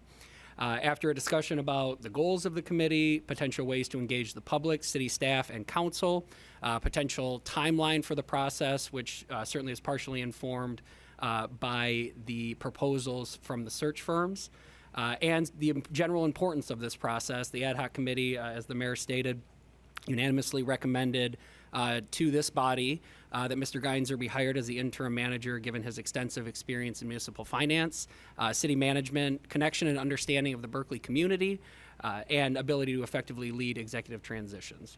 Additionally, as the mayor stated, the committee recommended GovHR to conduct the search for a full-time, long-term city manager, given the network, the extensive experience, and understanding of what is the need to have a solid plan in place for community engagement throughout the process. So these 2 items are currently before us tonight, and that's all I have to add. Okay, thank you. We have Mr. Geinzer here with us tonight. If you'd like to come up and give us your intro. How excited are you to potentially be in Berkley? I am bursting with excitement. No, I'm very pleased to be here in front of you this evening. I appreciate the Mayor Pro Tem reaching out. When I decided to leave I didn't leave city management, as Mr. Baumgarten knows, but when I decided to focus in on my consulting business, it has been some of the most professionally and personally rewarding experiences to be able to work and support multiple communities throughout this great state of Michigan. Transitions are not easy. It can create a lot of apprehension, particularly amongst staff, a lot of uncertainty with you all in this body, with the community. My job here is to help keep things moving in a positive direction, to help bring some of that stability to the staff team and support them as they move through this. As I had an opportunity to speak with the Mayor Pro Tem and some of you others, what you're not going to find is I am not someone that's just going to come in and keep a seat warm. I just am not wired that way. I will be working and looking to you all to help guide the priorities that we need to move forward on. Just to give you kind of a little bit of an expectation of what you can expect from me. Obviously, the council is looking for a little bit of overlap with your outgoing city manager. I understand we have budget workshops coming up in a couple weeks. So these first couple weeks of overlap, that's probably where we're going to be largely focusing, is making sure that I'm on the same page with Mr. Baumgarten as we prepare for the budget. Anytime a new person comes in, whether it's an interim or it's a permanent city manager, priority number one is to shut up and listen.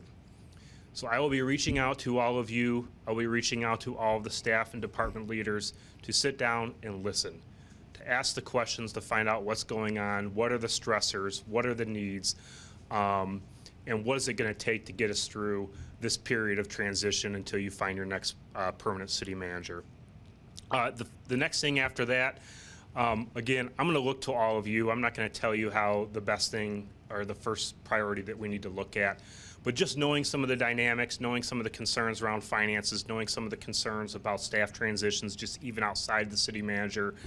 I did get a chance to go through some of the strategic planning documents that were online, and I'm going to tell you one of the first things I'm going to ask you all to do is that we find a comfortable place so we can spread out and go through some prioritization of some of those items on that list, because a lot of those items that are on there are key pieces to you shaping the I don't want to use the word story, but it's the best word I can come up with right now, but to shape the need, whether it's for future financial asks, whether it's for setting priorities for the future of the community, whether it's for making tough decisions. A lot of the information that you need in order to inform that decision-making process is on that list. So my recommendation to you all is let's get that prioritized. Let's start getting some of those things done so that when you do get further into the search process, you have a much deeper set of data that candidates can look at and use so that you all and your search consultant can know the type of people that you're looking for to come in on a permanent basis. So that's just kind of a real quick intro of what you can expect from me. As you know, it's a part-time, but it's not a part-time arrangement. You all will know how to get a hold of me. You all will know when I'm not going to be around and how to get a hold of me when you need to, just like all the staff will as well. At this point in time, I'm happy to answer any questions you might have. Looking forward to getting to know each and every one of you and getting to know the team a little more and the community more well. I'm here to support you. Thank you. We're going to first take public comment on this agenda item, and then we'll get discussion from council. Is there any public comment on this agenda item? Discussion from council. Councilmember Hennan. Yeah, so I had the opportunity to speak with Mr. Geiser for about an hour, and and looking into his background and everything I could find, and I am excited to see what we have. Transitions are going to be difficult, but I think we have found a good candidate, a good person for this role. Thank you. Appreciate that. Councilmember Villani. Just also want to echo some of the sentiments, especially of Mayor Pro Tem Gavin, since we were on the committee together. We did have a wide variety of candidates that we could select from, but I think one of the things that really stood out about Mr. Geinzer was I love the consultant background that you have in addition to your city management leadership, so I'm hoping you'll be able to lend some of those insights that you see as we continue to move forward as a city. But also right now, we are so blessed to have so many incredible employees in our city. But we're also in a state of transition where we have several leaders that are filled with interim positions right now. And I think the strength that you bring to the table with having that broad experience is going to be incredibly helpful in ensuring that our interim leaders are also successful as we continue through this period of transition. 100%, and quite honestly, one of the things I'm looking forward to the most. I really enjoy, of the nearly 20 years that I've been in local government, working with teams is one of the things that I love the most. And quite honestly, what you all are going through, it's very similar to the experiences I had in Brighton when I came in, followed a manager after 26 years, but more recently in Traverse City. We had four interim positions there at police chief, finance, shoot, now I'm drawing a blank, but yeah, we had 4 key department heads that we had to fill during that time. We started the processes during the city manager search. We didn't make any of the final decisions without the city manager candidate once known that they blessed that, just because they were so far behind. So again, depending on the search process, depending on how all that goes, we'll proceed with what's in the best interest of the community. This isn't about me. It's about you all. It's about the staff. One thing I would also note too, just kind of knowing the market a little bit, that James is awesome search consultant, and I'm not looking for brownie points. I just respect James a great deal. Not knowing how that process will go, I just want you all to understand that I will be here to support you. Let the process go, but I will not walk away if you find yourselves in a bind or something like that. There are things that we can do. I know how this all works. You will be able to rely on me as long as you need to. So, Thank you. Councilmember Baker. Thank you, Your Honor. Thank you, and we're really thankful that you threw your hat in the ring to help be a part of the consideration process. Kudos and compliments to the subcommittee for their work thus far, and we look forward to your further recommendations as we continue down the path here. But so far, your recommendations appear to be spot on. I think this is an excellent candidate here. I appreciate the confidence and the experience that you bring to our community, and the ways in which that you'll be engaging with our entire organization, and the expertise that you will help us navigate these waters in the coming weeks and months. So thank you very much, and if this would, I certainly will be supporting it, and look forward to getting to know you and helping carve a path forward. So thank you. Thank you. I just want to add one thing. I thank Mayor Pro Tem Gavin for his leadership on the ad hoc committee. It didn't go unnoticed, so thank you. Thank you to you both. It was definitely a lot of work to go through the information, so thank you both. Well, I had the opportunity to have a conversation with Nate as well, and a few of the things that struck me. One, his strong background in municipal finance, the fact that you are coming in with no preconceived notions, that you want to listen and make your own assessments, and, fresh lens to view the city of Berkeley. I appreciate that. And the fact that you're not just a placeholder. Berkeley's better than that. We want to keep things moving forward, and I believe that, you're the person to do that. So thank you. I appreciate that. Ms. Mitchell, please call the roll on M 3224. Hennon, Yes. Patterson, Yes. Valani, Yes. Baker, Yes. Black, Yes. Gavin, Yes. Dean. Yes, the motion has passed. Ms. Mitchell, please read item number 15 on tonight's regular agenda. Motion number M3324, matter of authorizing the mayor to enter into a contract with GovHR USA to provide city manager search services. Is there a motion to approve M 3324? Some support? Okay. Motion made by Mayor Pro Tem Gavin with support from Councilmember Valani.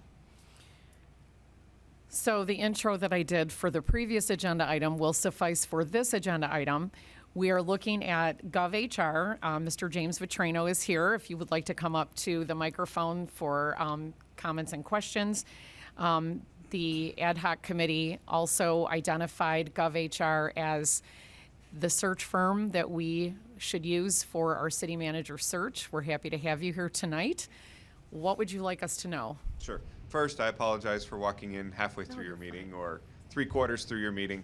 I was at another municipal meeting and they were a little long, but I appreciate your patience with that.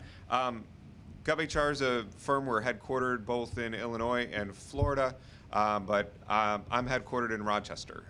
Almost all my work, well, all of my search work is in Michigan, and most of it is in Oakland County, with a little bit of Wayne and Macomb County as well. I'm excited to help you find your next city manager. I think, having worked with Nate before, he's going to do a great job in this interim position, which I think makes it an attractive opportunity for the next manager. I think having an external interim manager, along with the success that your current manager has had, makes this an interesting and attractive job. The market's tight right now. We're excited to help Berkley kind of break through that tightness, but I'm most focused, I'll be perfectly transparent, the candidates are going to be what the candidates are going to be. I think GovHR can do a little bit better getting outside of the area candidates because of our consulting network outside of Michigan. Usually we're looking for folks that want to come back to Michigan. But the odds that I find that golden candidate that no other firm can find is really, really low. I think what we do well, though, is work you through the process, so that the process that you actually go through to get to that final choice is very open, very transparent, and your citizens feel included. So I'm happy to answer questions from the proposal. I'll just provide just a couple more minutes for especially folks that might be tuning in. The beginning is stakeholder engagement. So you all get to talk with Nate for a bit. You'll get to talk with me for a bit, as well as employee engagement. So I would like to engage with a group of employees, a group of definitely all the elected officials, and any other stakeholders in the community that you think are really important to have their input early in the process. Then we go through the recruitment process. At the end, I'll work through a list that I bring back to you. I'll request a closed session from the city attorney to review a justification for that, to review resumes only. You can't interview in closed session, but you can review resumes. Out of that, then we would have a public process of interview right at this podium, which is super uncomfortable for everybody involved. But it's part of the process. We will also do citizen engagement and employee engagement to the level that you would like that to be engaged, and that's part of my discussion with you later on in the process. Again, we're excited to help you out. I'm happy to answer any questions that you may have on the proposal, my background, the firm's background, or how we intend to go through this process with you. Okay, thank you. Before we discuss with council, is there any public input on this agenda item?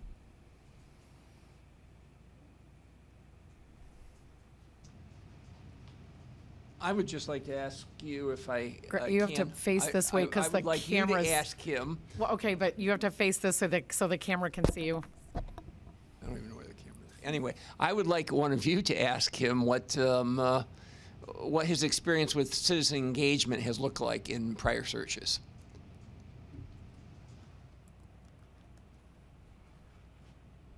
Shall I? All right. It's taken a lot of different directions. We've used community surveys, which we're very comfortable with, and that would be, getting that out to as many citizens as possible through your website.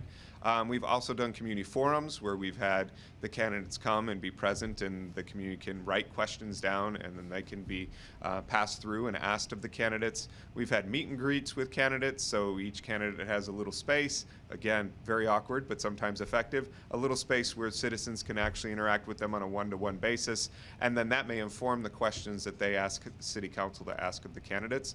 Those are some techniques. I'm really open if someone has another idea for a technique. We've stolen each of these from the communities we've been engaged with where they said, hey, could we? And almost always the answer is yes.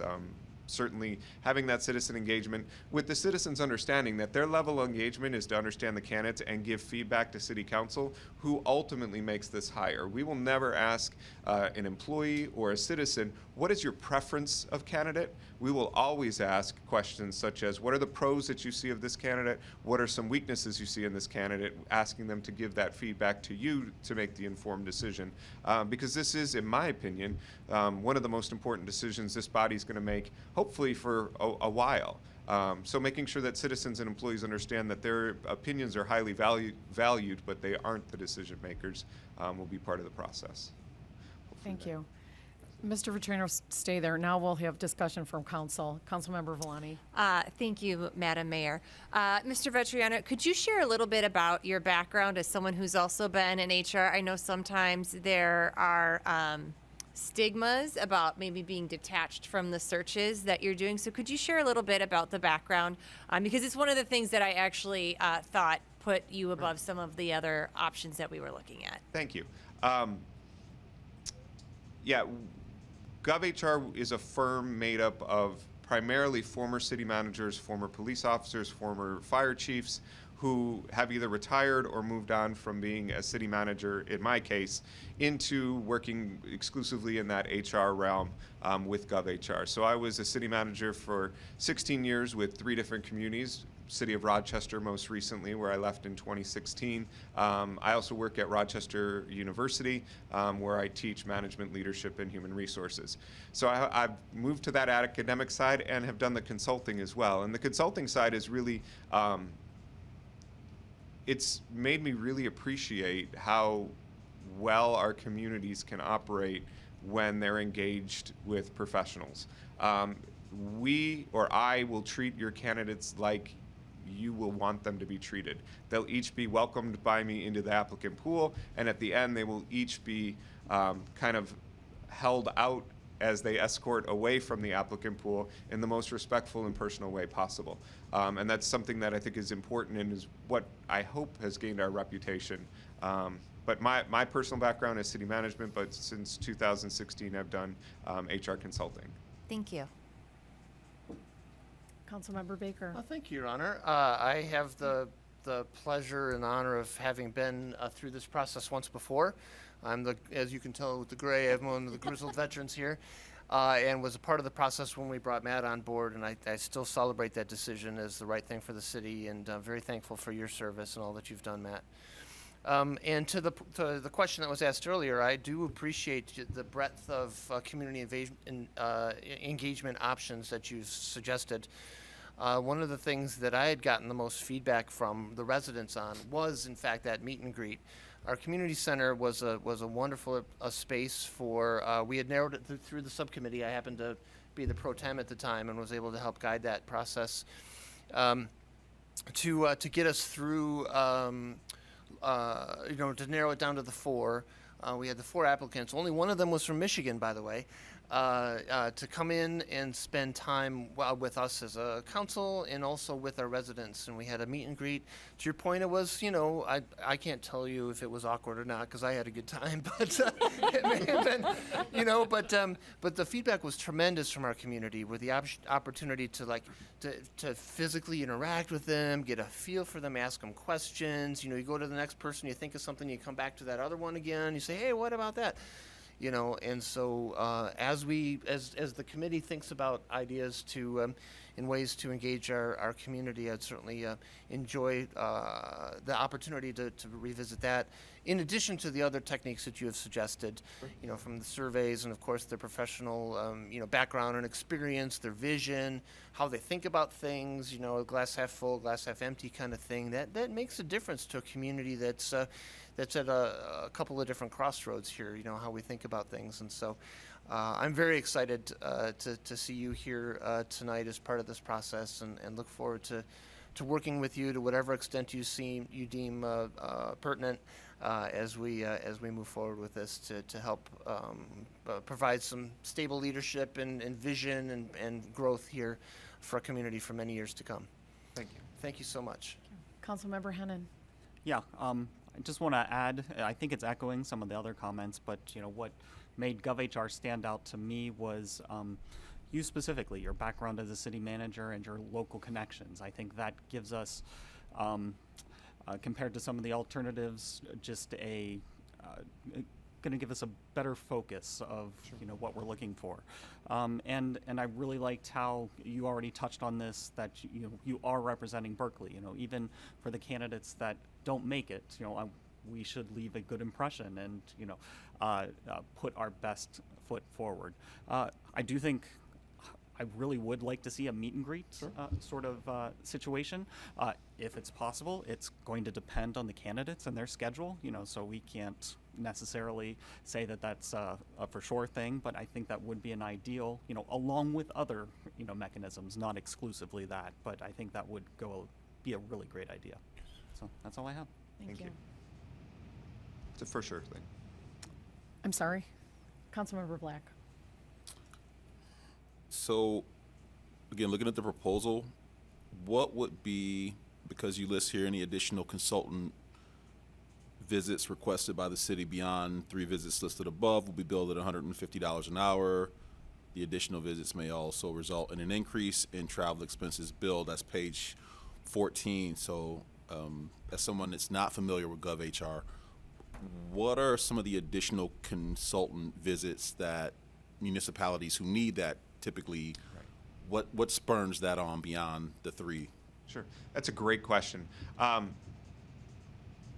Probably shouldn't say this.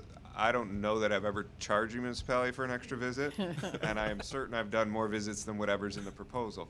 And that's not, our proposals are what they are, and we work to them to a T. Right. But if you were to say, look, we need 6 community forums, one in every district, one of everywhere, and you're going to facilitate them all, that contract language will help me say, that's a great idea. Let's do it, and let's do it at 7 o'clock for the next 6 weeks, and let's make this happen. But we need to look at the scope of what we had proposed. From everything that we've just talked about, it's going to fit into our proposal very nicely. It's really for extenuating circumstances that you as the client really see. And I said it a little bit jokingly, but if there's something, you know, we need 3 evenings because there's a really important thing that we need you here to facilitate in order to get these candidate interviews right, maybe then we have to talk about exceeding the scope. But I don't anticipate that. You know, the mileage from Rochester to Berkley is really minimal. So I'm excited to, as Nate had suggested, he's going to be here with you throughout the process in a much more intimate way. But when I'm here, I'm going to be with my full attention and do whatever's needed to make sure that you're comfortable with the candidates in the process. And then just last thing, is this guaranteed to go the full 14 weeks no matter what? So it's not like, you know, 6 weeks in, oh no, we found our person. Oh, thank you for that question. It's going to go, if not 14, 12. I would not advocate at all that you pre-pull out. In fact, I will strongly disincent you to pull out candidates. You're going to get a full applicant pool. We'll do a full review. We'll make a full recommendation in closed session and work with the committee however you'd like to vet them. But this is going to go the full 12 to 14 with a candidate pool.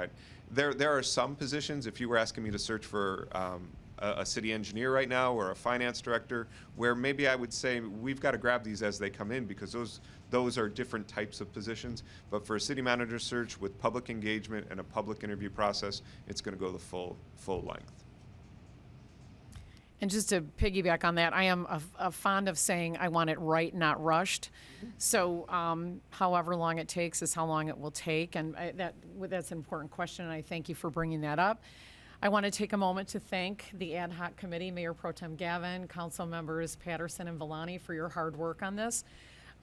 It's whenever you serve in an additional capacity, it's more time, it's more energy, and I know that everyone's busy, and I really appreciate your time and attention to this and for presenting us with some very viable options this evening. So, to that end, Ms. Mitchell, please call the roll on M3324. Patterson, Yes. Villani, Yes. Baker, Yes. Black, Yes. Gavin, Yes. Hennan, Yes. Dean. Yes, the motion has passed. Ms. Mitchell, who goes first? Councilmember Villani. All right, I'm going to be quick as I think my hands and feet are going into Honest to God. frostbite. Honest to God. All right, so Environmental Advisory Committee meeting is April 25th at 6:30 p.m. on the second floor of the Public Safety Building. Gardening clubs, get your shovels ready because the native spring plant sale is coming up on Sunday, May 19th from 10 to 2 in the Community Center parking lot. The Berkley Area Chamber is looking for sponsors for both Berkley Art Bash and the Street Art Festival. If you are interested in sponsoring, please see the website for more information. The April Chamber Chat will be April 19th at Berkley Eyewear from 8:30 to 9:30 a.m. All are welcome. Registration is not required. Maybe the Easter Bunny skipped your house, but you can still treat yourself to excellent deals around town. That was for you, Councilmember Baker. With the Berk Perk card, for only $35, you can get savings at all of our participating retail environments in the city. So grab one today. And then last but definitely not least, we are in a time of year where many of us are observing different occasions and celebrations with shared meals with family members, congregations, and loved ones.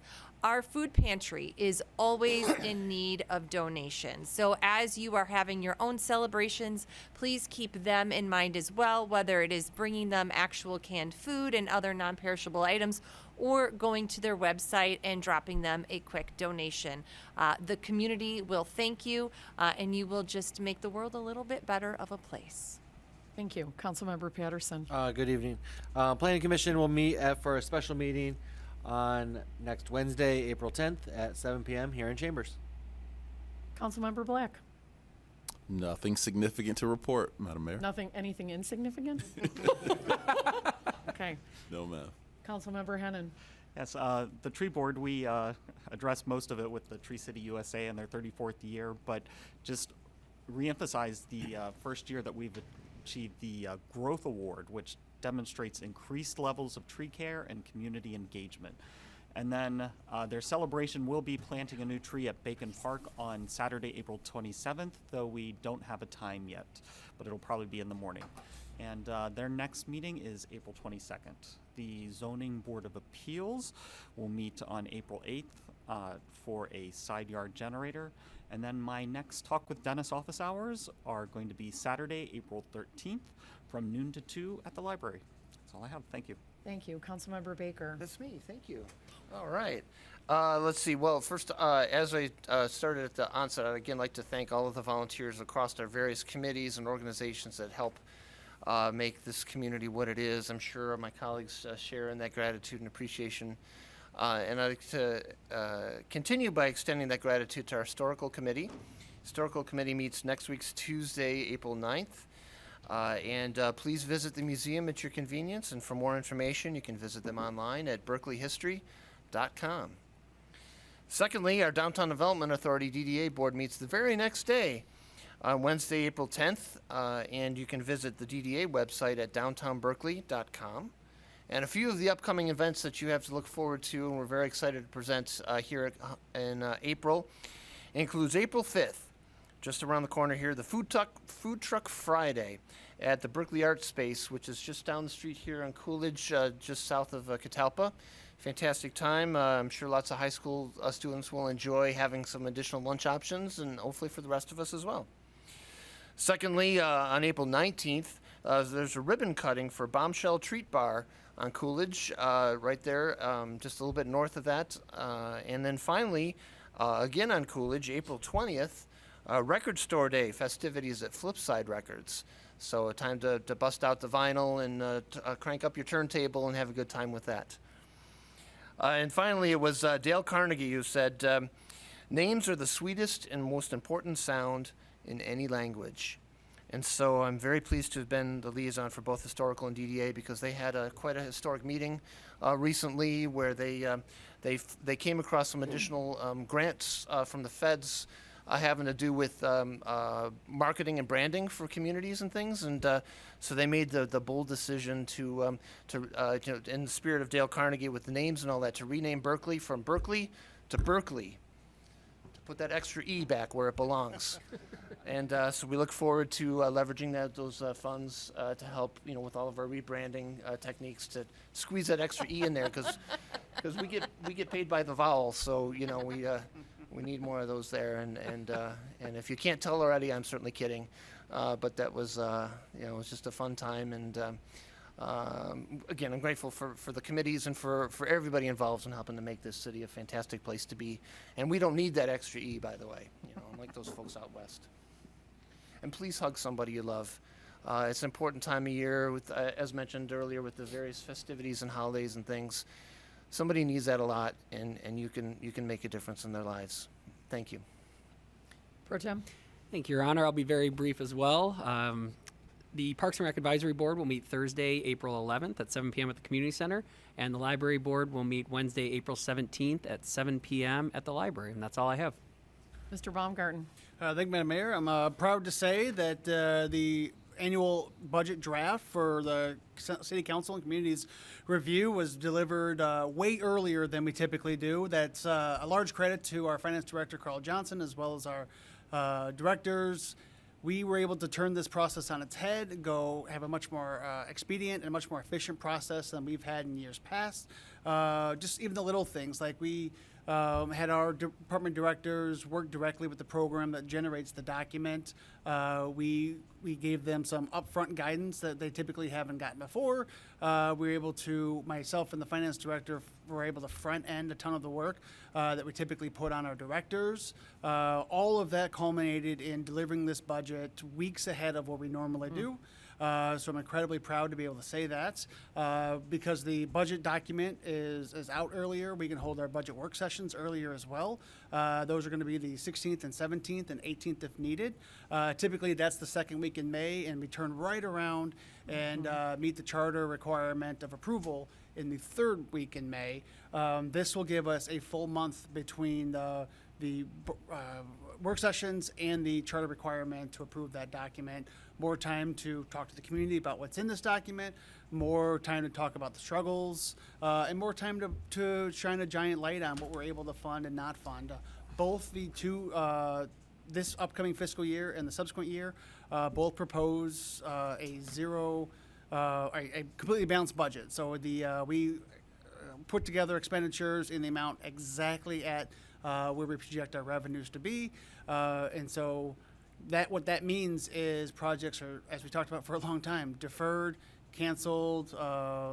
We've talked about creative can kicking in the past. We could certainly use an infusion of revenue in order to keep up with the with services we'd like to try to fund that we don't currently have, the capital projects that we're falling behind on, and then bringing back some of the things that we've lost through budget cuts as well. So it's a lot of that is in my manager's message to the community and to council, and then the sort of the highlights version of it. There's a 38-page document that would go towards the front, goes fund by fund. It's really far more informative, and it's a better narrative than we've had in years past. So I cannot say enough good things about the effort that went into updating this process. And again, have to give Carl Johnson a ton of credit. He brought modern practices and really upgraded the professionalism of the finance department. Thank you. I would echo that about Carl Johnson. He's been an asset. Happy to have him as our finance director. Appreciate it. Thank you. Mr. Christ. Thank you, Mayor and Council. I have no report this evening. Okay, thank you. Well, I would just like to take a moment to commend our Berkley Public Safety Department for their swift action this past Saturday evening. There was an incident involving a pursuit of a vehicle that came back stolen when the plates were run. And the pursuit went through Royal Oak, Beverly Hills, Lathrop Village, and Southfield. Our officers picked up the vehicle on Greenfield. PSO Beauchamp was able to stop the vehicle at Greenfield and I-696 using an intentional collision. That gives me chills when I say that. PSO Beauchamp, Sergeant Shuey, and PSO Childry were able to arrest the driver after a short foot pursuit. The driver was running with a loaded Glock pistol with an extended magazine in his hand. He was also wanted for a gun charge out of Lathrop Village. Lieutenant Hadfield and Lieutenant Kobernick were at the scene, and by all accounts, this is an example of some great work by our officers. I want to thank PSO Beauchamp, PSO Childry, Sergeant Shuey, Lieutenant Hadfield, and Lieutenant Kobernick for your bravery, equanimity, professionalism, and for doing such a great job. We are so absolutely so very fortunate to have you. Well done, gentlemen. I think it's timely that we approve this wage reopener and then this happening right now. A lot of times the things that our public safety does, we don't hear about, but this one was definitely foremost in my mind, and intentional collision. Need I say more? And on that note, is there a motion to adjourn? So moved. Motion made by Support. Councilmember Patterson with support from Councilmember Villani. Ms. Mitchell, would you please call the roll? Baker, Yes. Black, Yes. Gavin, Yes. Hennon, Yes. Patterson. Yes. Villani. Yes. Dean. Yes, the Monday, April 1st, 2024 meeting of the Berkeley City Council is adjourned.